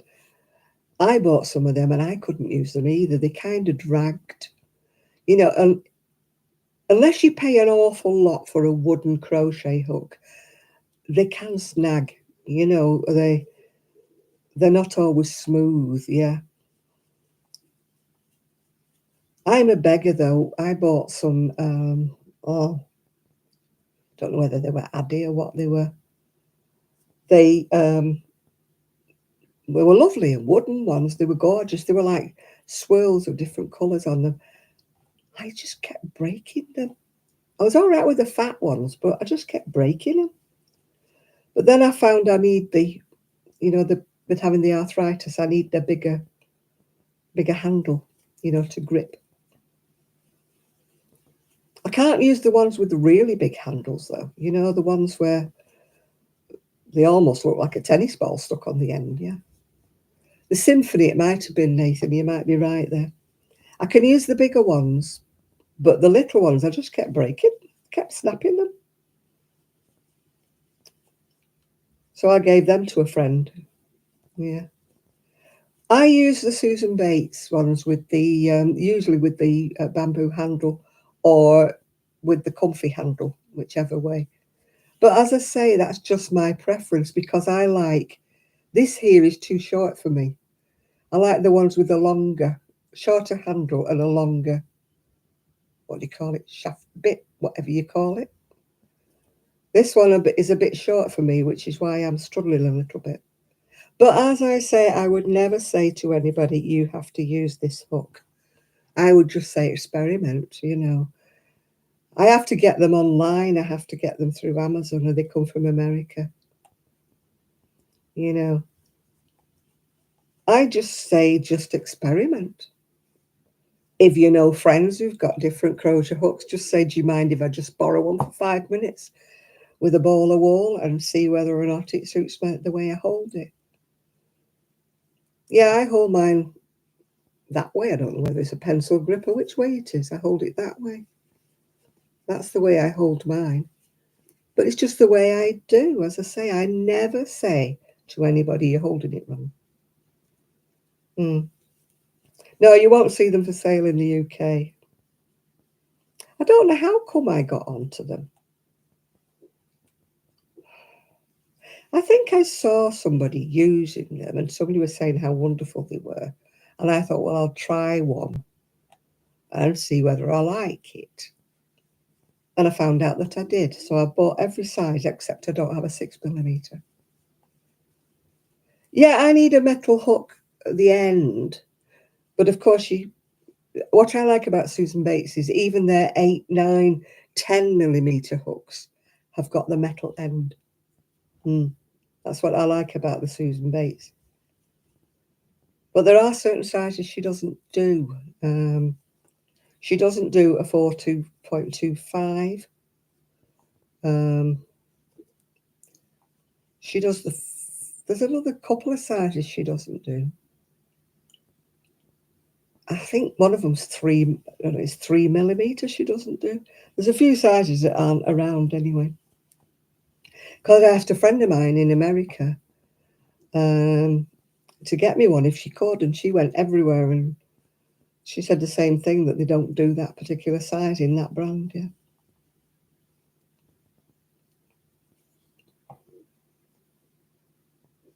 Oh no, I'm not like that. I can't understand this sort of yarn snobbery or, hook needle snobbery. You've got to use this expensive hand-dyed yarn. You've got to use this. You don't know what people's situations are, how they're placed for money. You can't say to people, you've got to use this or that or the other. They maybe can't afford it. You just don't stick your thoughts on other people. I'll tell people what I use, but I don't say you have to use what I use. People have different priorities. People don't have the money. People can only afford to use a little cheap hook and a ball of red heart. So be it.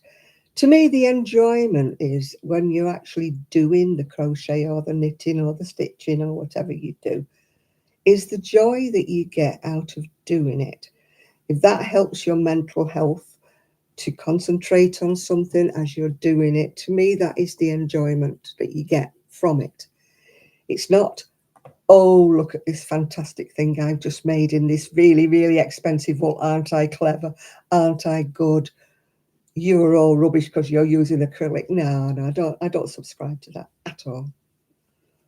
I don't go on Ravelry on the forums anymore because I used to get berated. Oh, you crochet lovely, but oh, you're using icky acrylic or nasty acrylic, I get told, yeah. Why do you use nasty plastic? And I'm like, oh, shut up. Sorry, shut up. You're not telling me what I should be using and what I should be doing.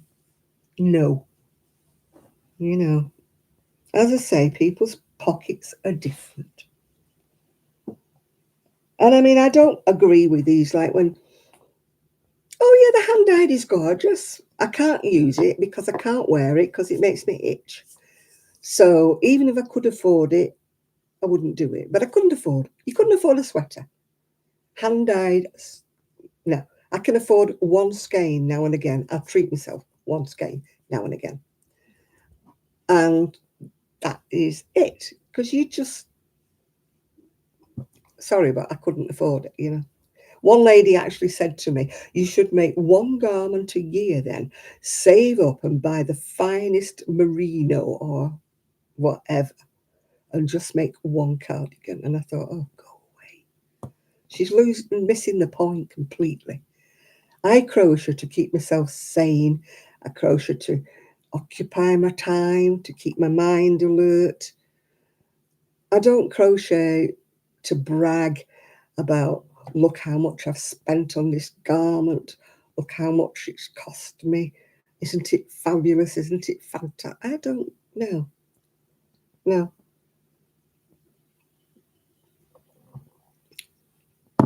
I've not really come across much acrylic hand dyed. Yeah. I've like seen a few like randomly kind of.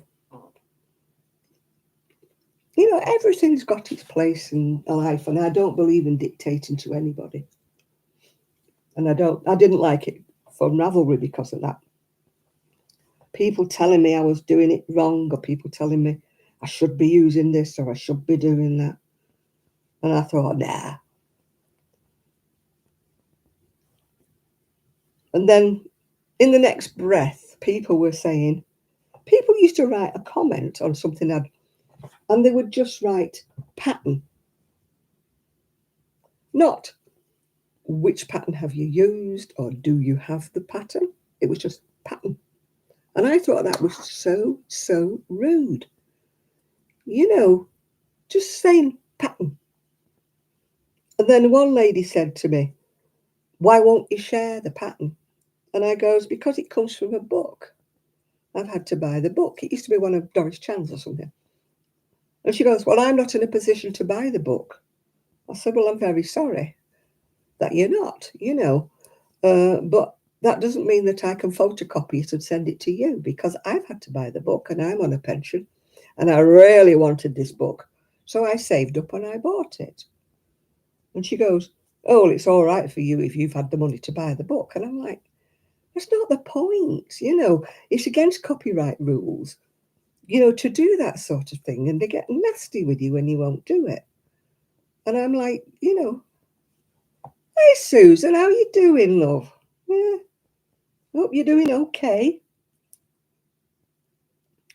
Not been on for a week or two, hasn't our Susan? Yeah. But, if that was me and I liked somebody, I would say, do you have the link to the pattern? Or can you tell me which pattern you've used?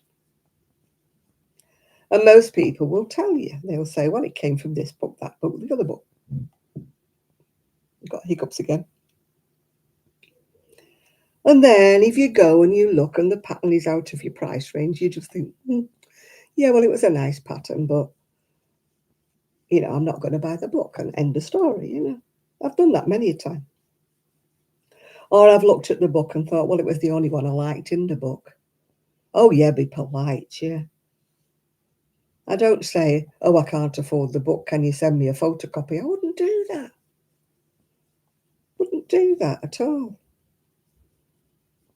I mean, I do object to like paying 10 quid for a pattern on Etsy when I find out it's badly written, a load of junk when I've bought it. That does bug me. I'm not bugging about paying the price. I'm bugging about the pattern not being a good pattern when I get it. It's been written by a chimpanzee that didn't know any English. It's, oh, I mean, some of the patterns I've had to rejig them all. I mean, the pattern for this hood, You're going out of the madhouse. You're not living here, are you? Yeah. I thought this was the only madhouse in Fleetwood. You mean you found another one? Oh dear. Yeah, the last one I bought, this one, I think I paid £8 for it. And it tells me so much information, but like too much, but yet not enough of the right information, if you know what I'm saying. You're like, what do you mean by that? She obviously understands what she means by it, but I wasn't understanding what she meant by it. Maybe I'm thick, maybe I'm not. But I work better with a vintage pattern that says, do this for 8 rows, increasing either side. And I like that. I do not like one that tells me every single increase on every single row. Oh, you're going to a madhouse in Blackpool? Right, okay. I think there's plenty of them over there, isn't there? As long as it's your own and you can shut the front door and do what you want, it doesn't matter where it is, does it, Susan? Yeah. Just lock the front door, get your crocheting out or your knitting out and put the telly on and you'll be fine.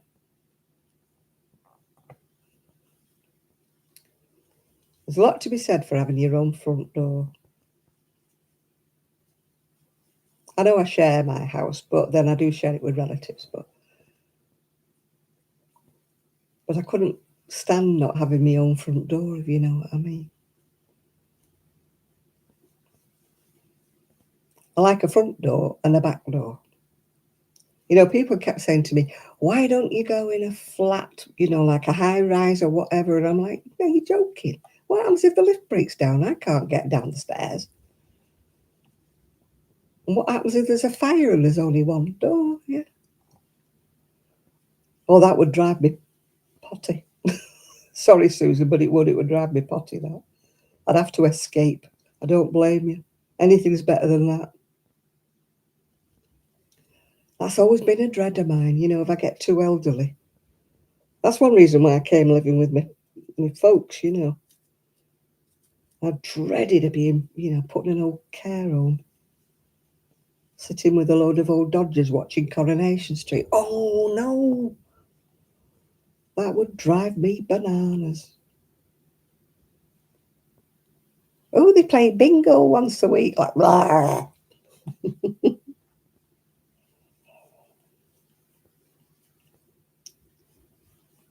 That would, I'd be completely, yeah, I would have gone bananas by now. Sorry, Susan. I hope you've kept your sanity. I'll be glad when you move out. I could not live in a care home. I just couldn't. I couldn't. I know you have to, or some people have to, because they've got no family to look after them. But I hope I never get into the situation where my family can't look after me. I do hope I never do. I mean, at the end, we had to put my dad in a care home because he had Alzheimer's and he had cancer, and we just could not look after him at home. We tried and tried and tried our best. But in the end, we could not cope. I was working full time, so was my brother. My mum was in a wheelchair, and she couldn't do any more with my dad. And we struggled and we thought about it. And in the end, we had to do. It broke my heart to put my dad in a care home, but we just couldn't. We needed the help with him that we couldn't get. Yeah. So I hope, after seeing my dad in a place like that, I just hope I never ever. Well, you had a dumb social worker, Susan. One that wasn't on your side.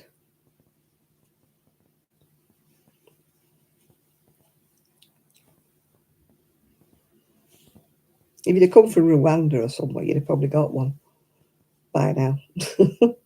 Or am I not supposed to say that?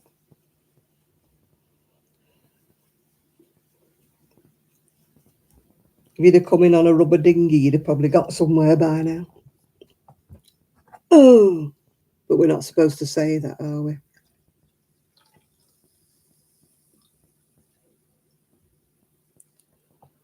It's very difficult to get carers here.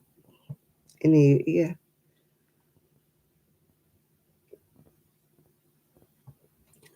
You can't even get a district nurse when you want one here. You know, when I came out of hospital when I had my spinal operation and my back had to be dressed, and I couldn't get, trying to get a district nurse. And they said, "Can you not get up?" Well, I didn't have a scooter back in the day. "Can you not get up?" And I said, "No, I can't walk, I've had a spinal operation. I've got, I was stitched from right where my bra is, right to the nick of my bum. I had a big line of stitches. Can you not get up to the surgery?" I went, "No." "Can nobody bring you?" I said, "No, I live on my own." My son at the time was in Spain, I think, or he was working full time. I forget which. My niece was working. She couldn't take me up during the day. And they didn't want to send me a district nurse. I said, "Well, I'm sorry, but, can't do it. You either send me a district nurse or I fester, And if my wound goes manky, who's going to be at fault? It won't be me. Because I couldn't have a bath or do anything I couldn't wet the clips. It was clips, I think, actually, I had in, not stitches. But until they took the clips out, until it had healed, I couldn't have a bath or a shower. So I was very limited in what I could actually do, yeah. Oh, the pain. I'm pretty stoic. I'm pretty good with pain. But I must admit the pain was bad for the spinal op. Yeah. It's worse because you can't sit back, even in the recliner, you can't get comfy, can you? Because, you've got a row of clips all down the middle of your back. It's hard to get comfortable, really, isn't it? And it's the same in bed. Every time I turned over, it hurt and I couldn't lie. Fortunately, my spinal operation was successful in that respect, because if I hadn't have had it done, I could have been in a wheelchair by now. But fortunately, I can walk. Not an awful lot, but I can. Some days it hurts a lot, as you well know, Julie. But you just get on with it, don't you? I've got a scooter. I get most places on my scooter. But that's why I'm in a bungalow, because I can't do stairs, yeah. Yeah, I've got nerve damage in my feet. This is why I tend to fall over a lot. But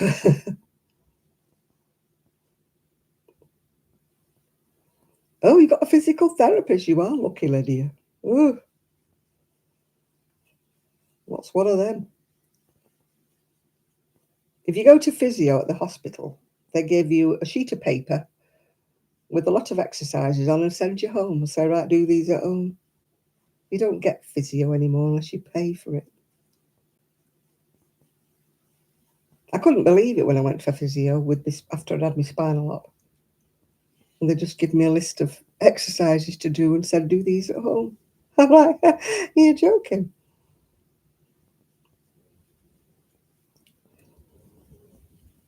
Oh, the wind's getting up. It's really windy out there. Ooh.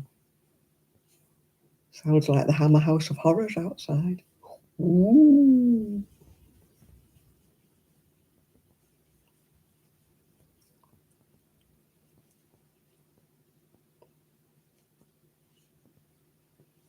Yeah, it's very touch and go with spinal operations, whether they touch nerves or not. I mean, they do their best, you know. But they did warn me when I had me up, it was a 50-50 chance that I could finish up in a wheelchair. But I took the chance and I was one of the lucky ones.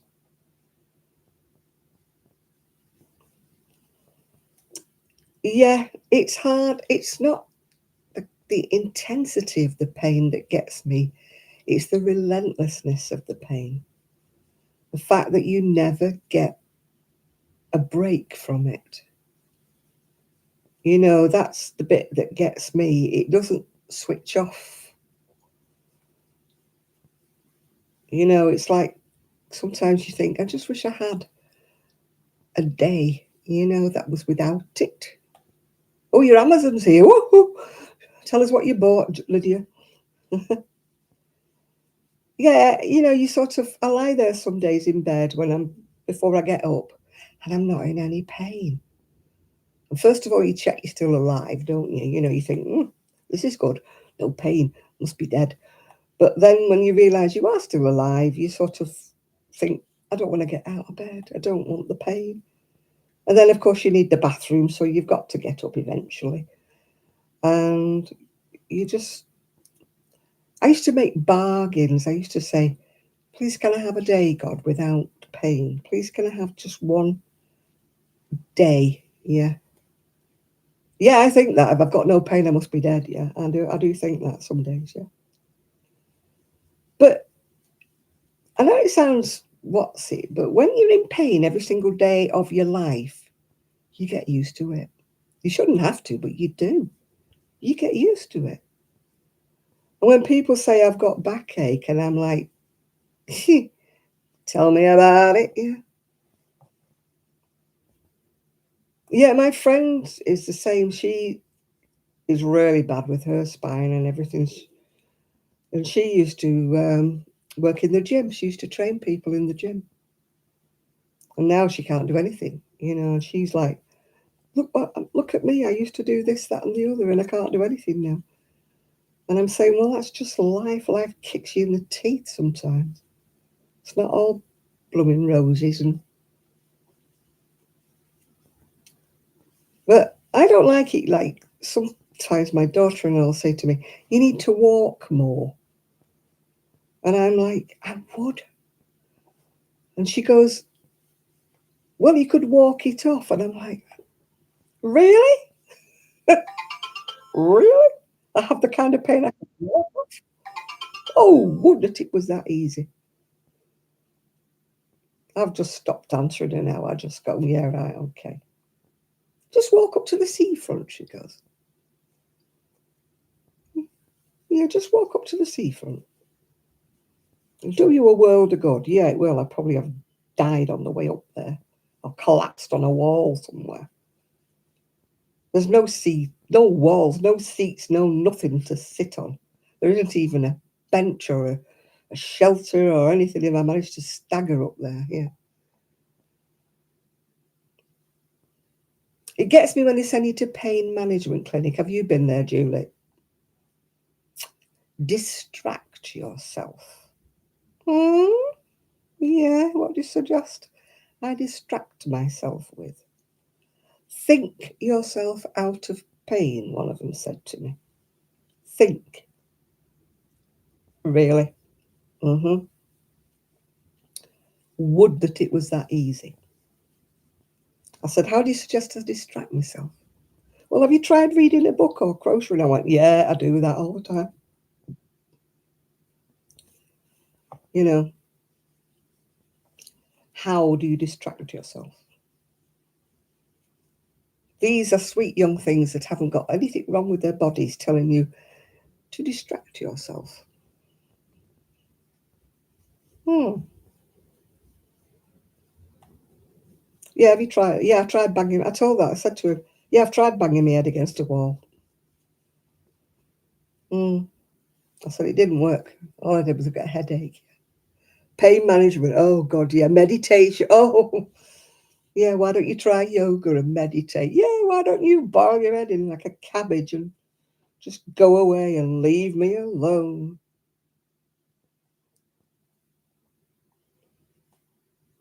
You know, where do they get it from? Where do they get this? Meditate and do yoga and the pain will go away. Oh, you've got a cookbook. What are you going to make us, Lydia?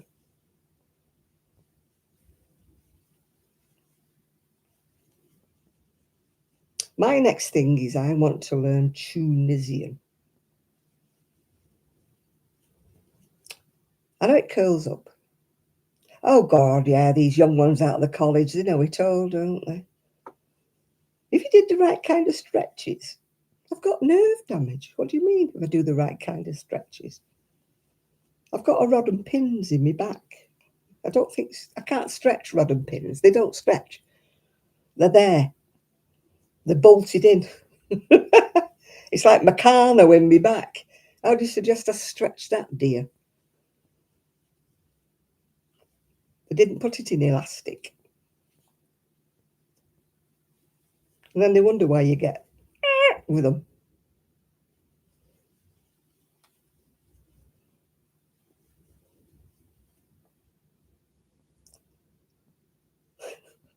Yeah, what do you say?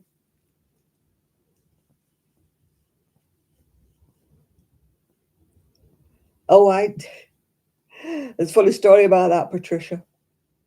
When I was overweight, and I was overweight, yeah, they said I would be in a lot less pain if I was a lot less. And they told me to diet, blah, blah, blah, blah. Which, yeah, I agree. Technically, yes, I would be in a lot less pain if I didn't have the weight. And the nurse in his surgery, she was twice the size of me, even though I was really, really heavy. And I felt like saying, do you tell your nurse to lose weight? Because she is, the kind where the legs swish together when they're walking, because she was that fat. Yeah. She could have been on my £600 life. And he's telling me, and she's nodding, that you need to go on a diet. And fella said, how many butters has she eaten? Oh, he said, only eat half a sandwich, he said to me. If you're having your lunch, don't eat the full sandwich, only eat half. I thought, what? So she can eat the other half, yeah?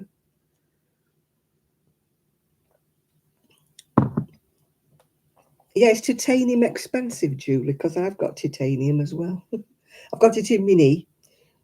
I need it in my hip. Not got it in my hip yet. Got it in my back, yeah? Yeah, perhaps we're worth a fortune. Yeah. Are you an expensive girl? Oh, very, very. If you weighed me in on scrap metal, you'd get a lot for me, yeah? We'll stand on the cart, yeah?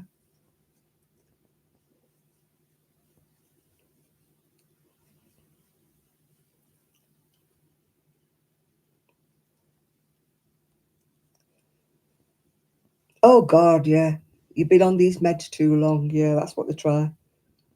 They take you off them without telling you. And when you go for your repeat prescription, you said, hang on a minute, I haven't got my painkillers. Well, you see, we stopped prescribing them. Really? You didn't tell me that. Well, what am I having instead of? You could go to see the pain management clinic instead of. I'm like, no.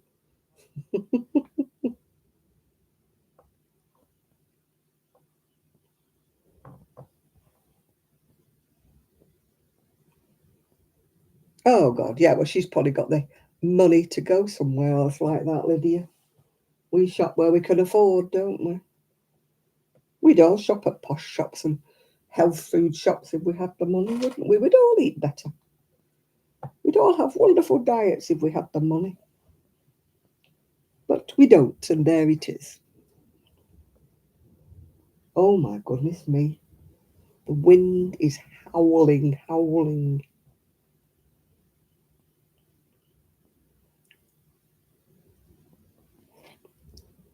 It's going whoo down the chimney. Mm-hmm. It's nearly wide enough, the yolk. Nearly wide enough.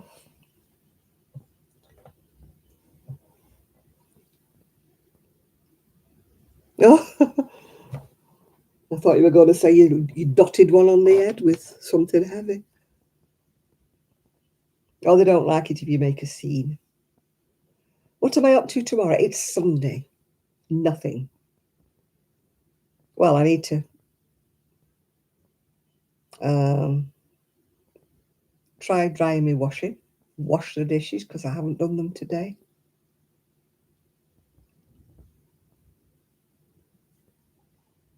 Yeah, I probably would have less pain if I lost more weight because it wouldn't be pressing, would it, on my knees and hips?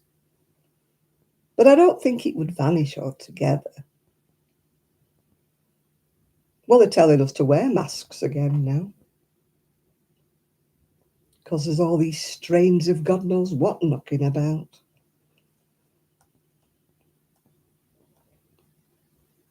I don't wear my mask, but if I wanted to, I would. And if somebody told me not to, I'd say, mind your own business. It's a personal preference. If you want to wear your mask, I don't like wearing a mask, but if I wanted to wear a mask, I would wear a mask, yeah.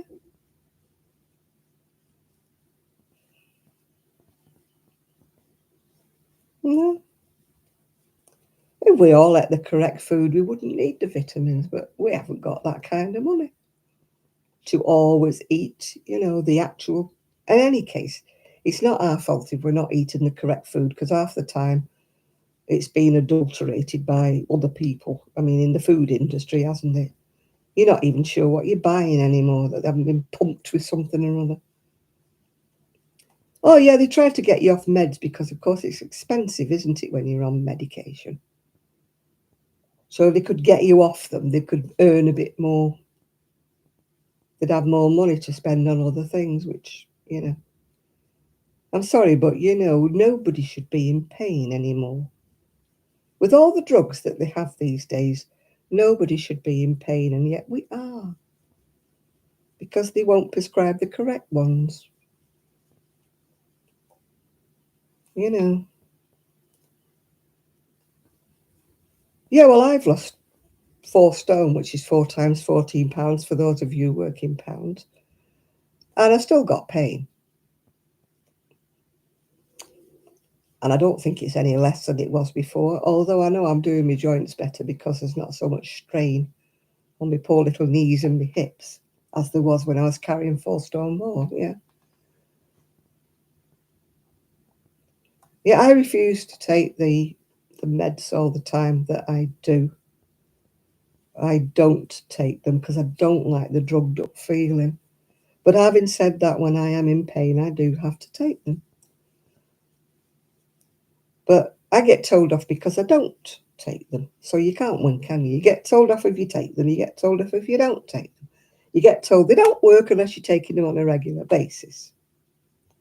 Yeah, well, I don't like taking them on a regular basis because I don't want to go gaga and not know what I'm doing and get fuzzy brains. I mean, they gave me one lot of painkillers. I was hallucinating. I was away with the fairies. I thought, oh, God, no. Give me the pain back. At least I know I'm alive when I'm in pain. You're not dead, don't you? As my dad used to say, there's a lot of people in the graveyard who wish they were you, when I used to moan. No, I don't like it's like I don't like getting drunk anymore because I don't like being in control. Yeah. I don't like being drugged up. Yeah, I think they think we're just druggies who take these pills just to feel gung ho. We don't. If I wanted to feel gung ho, I would smoke something or whatever. I wish they'd legalise. Wish they'd legalise it, then I could take it. I don't mean to smoke it, but take it, yeah.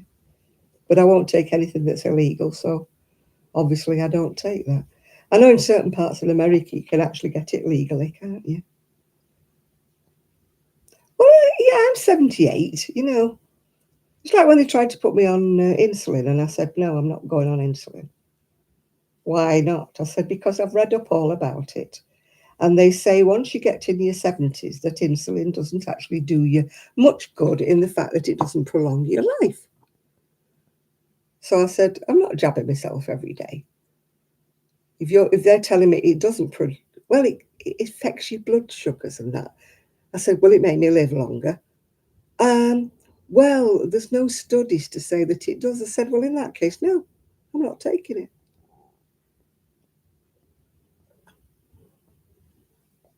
If you're telling me it's going to be a miracle cure and I'm going to live till I'm 95, or if I take the insulin, but you're telling me makes no difference, and I'm not taking it.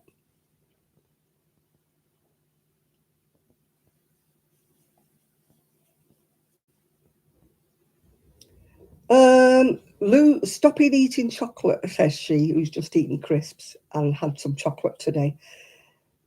Stopping eating biscuits, cake, chocolates and sweets has helped my diabetes enormously. Just before Christmas, when I stopped all this, before the Christmas happened, we all know you get naughty over Christmas. My sugar levels were lower than they'd been for many, many years because I stopped everything off. I said, I am not going on insulin. I'll do it myself. And she admitted that I didn't need the insulin because my sugar levels had dropped lower than they'd been in the last 8 years. I've been a diagnosed diabetic for about 12 years now. And, but it's my own fault because I love chocolates and sweets. We all do, don't we?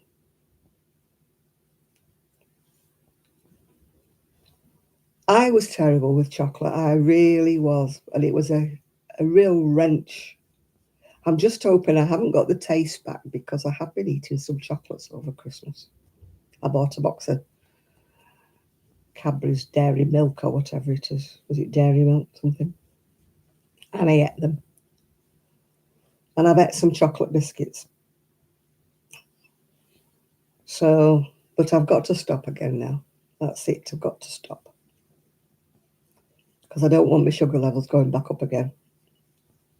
And to get the nasty lecture as you need to go on insulin. I think the fear of going on insulin has stopped me wanting any chocolate.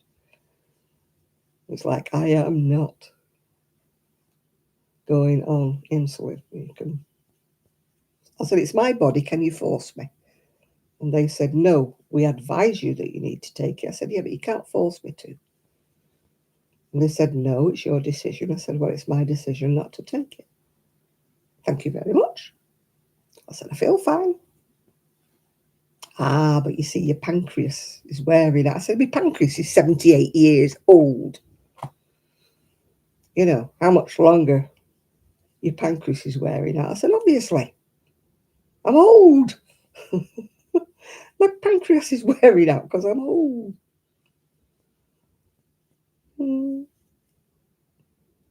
Yeah, I've been very naughty over the holidays. I really have. I've eaten far too many things that said eat me. Yeah.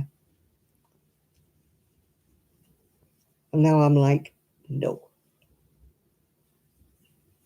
I haven't made it a resolution, and I don't say I'm on a diet because if I say I'm on a diet, I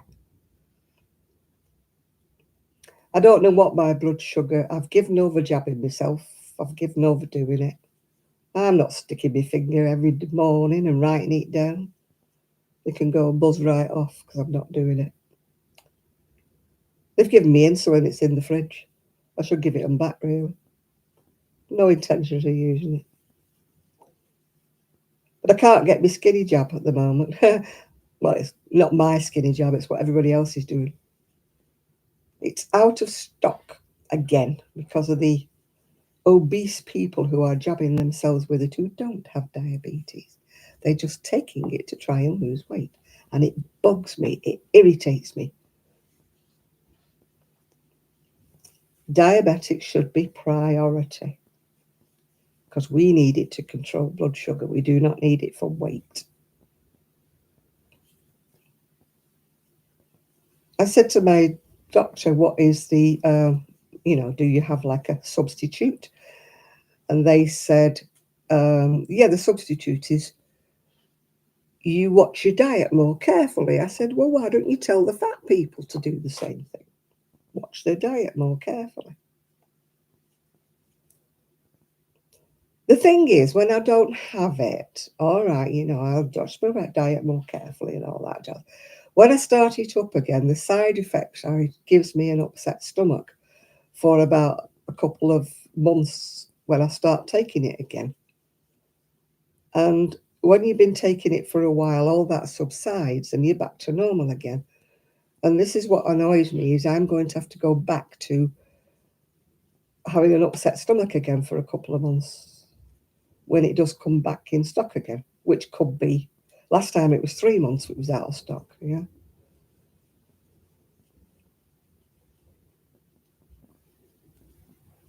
Yeah, well, and they're saying, I mean, there's this stupid woman on the television, she's on TikTok, saying that she's spending £200 to £300 a month to buy the skinny jab that she injects herself once a week. And she has lost a stone, which is £14, in 3 months. And I'm like, a decent diet, she would have lost more than that. It's not what upsets my stomach all in all, Jean, but it does upset my stomach every time I have to restart it. One of the side effects is nausea. Sharon Osbourne, have you seen the state of her? She wishes she'd never took it. She has extreme nausea now and can't eat, and she stopped taking it, allegedly. But she said she wished she'd never jabbed herself in the first place. I mean, look at Oprah Winfrey. Oprah Winfrey, supposed to be Weight Watchers, whatever. She's been taking it, yeah.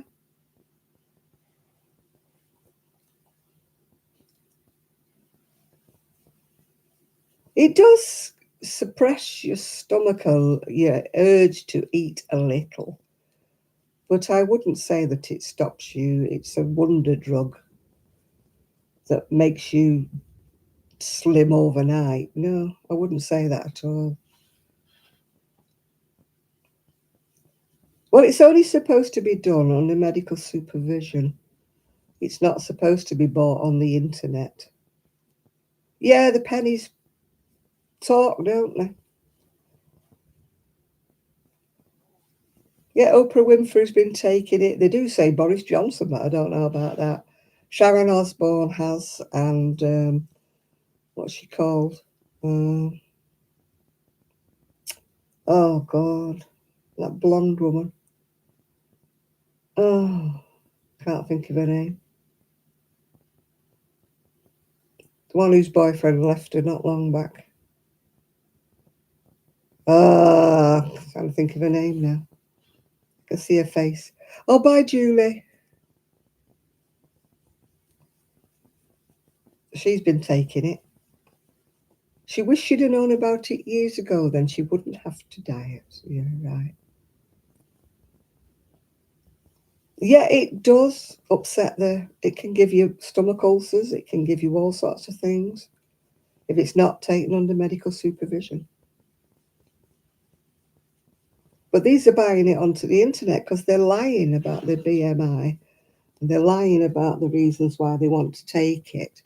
It's meant for extremely obese people under medical supervision with a diet and exercise. It's not meant for people who are eating normally and just jabbing themselves with it. Yeah. But that does not explain why I can't get mine. They don't know how long it's going to be out of stock. They haven't been given any indication when it'll be back.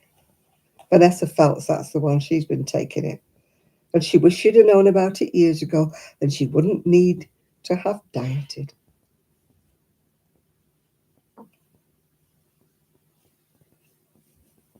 Yeah, it pisses me off when they use it. When they're not fat and they just use it to keep the weight off, it annoys me.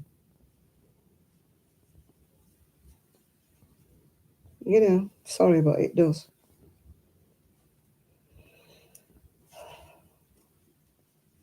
But people who are just buying it and jabbing themselves. They don't know what they're doing to their body. And if you're buying it off the internet, how do you know what you're getting? You could be getting any old rat poison or something in a bloody tube, couldn't you? They're not registered. They're not. You could be buying it off any scam merchant if you're not buying it through a doctor.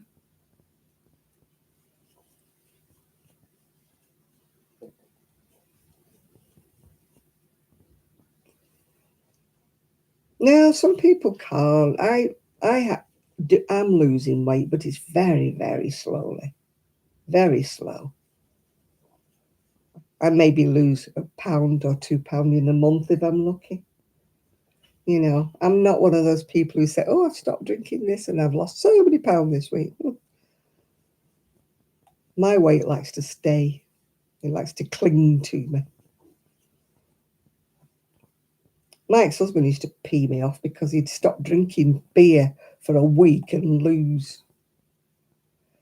People have been taking it for months and they're only losing a stone, Nathan. It's hardly worth it. If you dieted properly, you could lose more. Well, so should I, Esther, because I drink a lot of coffee. That should make you lose weight, but it doesn't, does it?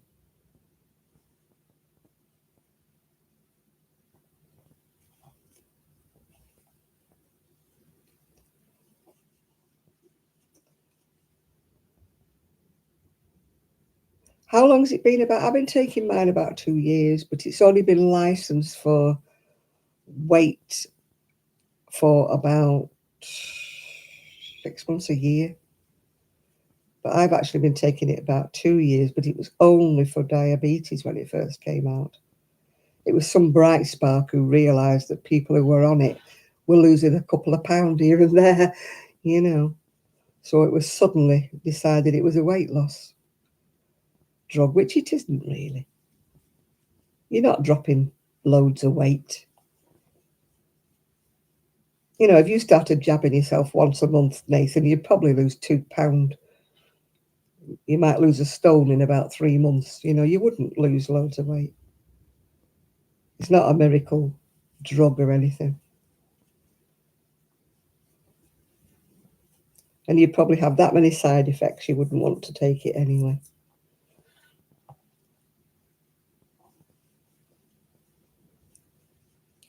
Now, I mean, a decent diet, you'd lose more than a stone in 3 months. A decent diet.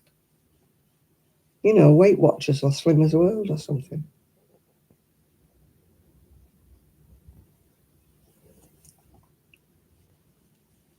Sharon Osbourne looks like a walking skeleton. She looks dreadful. Even she's admitted that she doesn't feel well. Oh, well, they want to look. They want to look thin. I mean, look at that woman on TikTok or whatever. She's emaciated.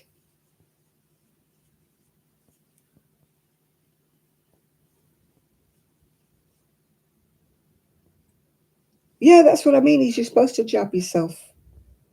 Ozempic it is. You're supposed to jab yourself once a week. Some of them are doing it once a day, 2 or 3 times a week, which is not what the dosage is. They think if they dose themselves more, they'll lose more weight. And all it does is make them ill. Ozempic, that's the one, yeah.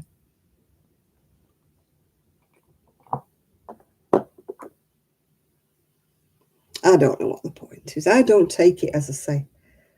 I do not take it for weight loss. I take it from sugar levels. I couldn't take the pill because the pill gave me ladies' side effects. Sorry, gentlemen. Um, so I had to come off it.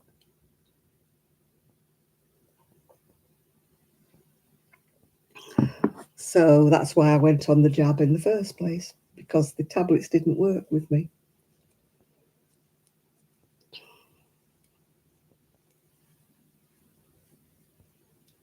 Yeah, a lot of the work she's had done is terrible, but she's lost too much weight. She looks like a skeleton. I'd like to be slimmer, but I don't want to be. Yeah, Wegovy, that's the same thing, yeah. That's the one they were talking about on Monday on Panorama. They were talking, that's the one they keep buying on the internet. But as I say, you don't know what you're buying, do you? You know, some unscrupulous person could be filling it with talcum powder, could be filling it with anything. You don't know what you're injecting, do you? No, thank you.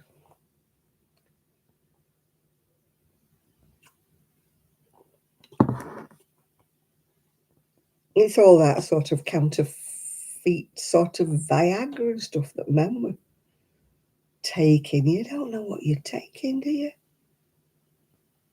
You buy it online and you know, some weird whatever in China could be making anything and selling it to you and saying, oh, some idiot will buy it. They'll think it's Viagra and stuff. Got my gloves on again because my fingers are hurting through doing too much crochet.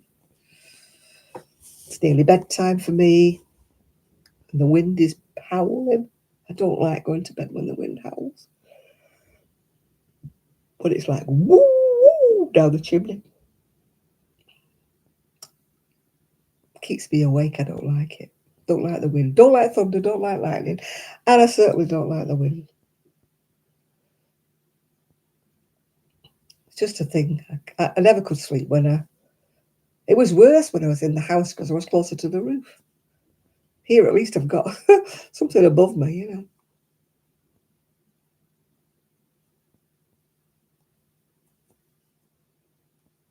know. Oh, I think we all get droopier eyes as we get older, don't we, Patricia? All the skin sort of droops down. And it was bad enough having me cataracts done, you know, when you're awake and they come to walk. Oh, no. And I had my nose done, not because I'm vain, not because I didn't like the shape of it. It was done because I couldn't breathe. Yeah. One side of it, because I'd had my nose broken, one side of it was completely blocked. So when I had my nose fixed, I finished up with a worse shape than I had in the first place. But I can't understand why people have it done for vanity. Oh my God, no. No, it was the most horrendous thing. Couldn't breathe. I felt like I was going to choke. No, having your nose done is, oh no. No, no, no, no, no. Yeah. I mean, I had microsurgery all on my mouth, but that wasn't vanity. Again, it was because of, you know, my mouth was split open down both sides and all across and underneath. All my surgeries on my face have not because of vanity. Trust me. Yeah.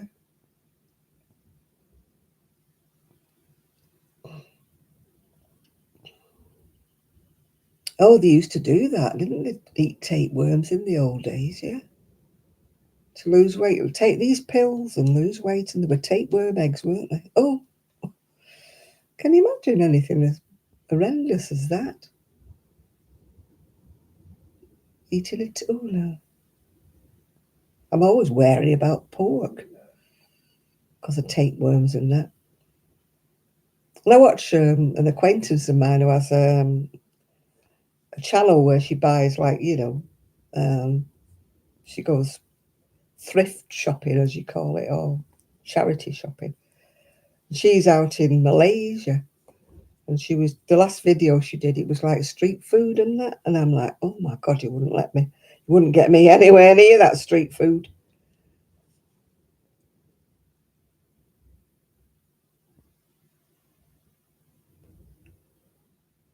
Yeah, I suppose it would if you had heavily hooded. I still wouldn't like anybody messing with my eyes. It was bad enough having them lasered and having my cataracts done. That was bad enough. I wouldn't want anybody else messing with me. Oh,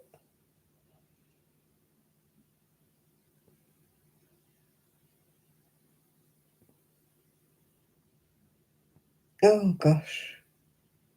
Yeah, can you imagine if you take too much skin, then you won't be able to close your eyes when you go to sleep. You'd have dry eyes and everything. You have to tape your eyes shut, don't you, at night? Oh, God, no.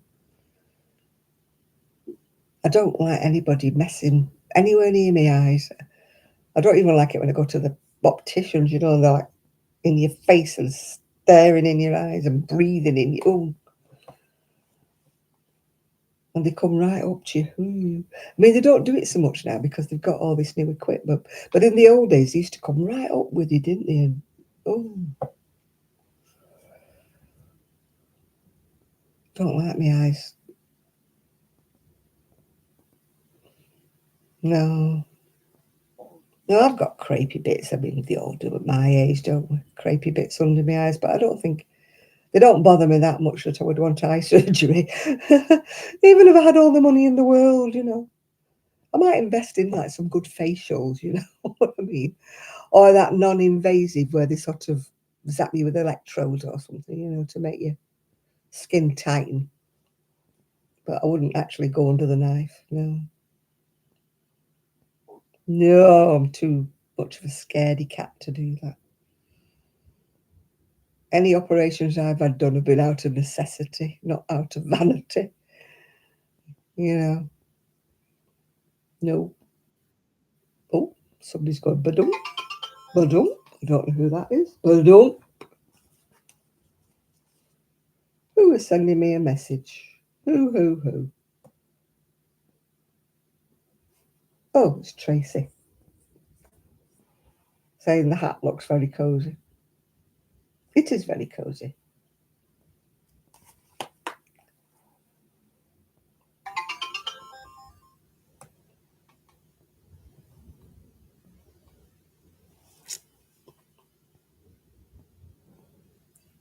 Yeah, if your eyes are really severely hooded, I suppose, and you can't see where you're going, I suppose it does help, doesn't it?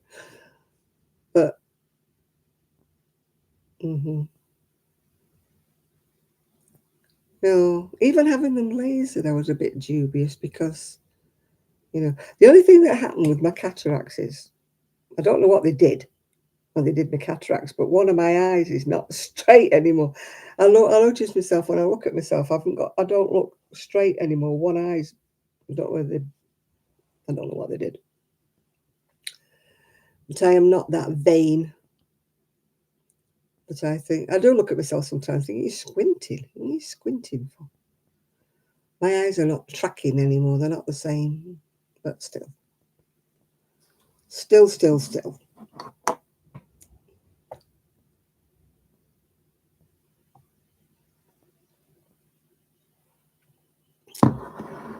Oh dear. Anyway, it is time for my beddy bows if I do go to beddy bows.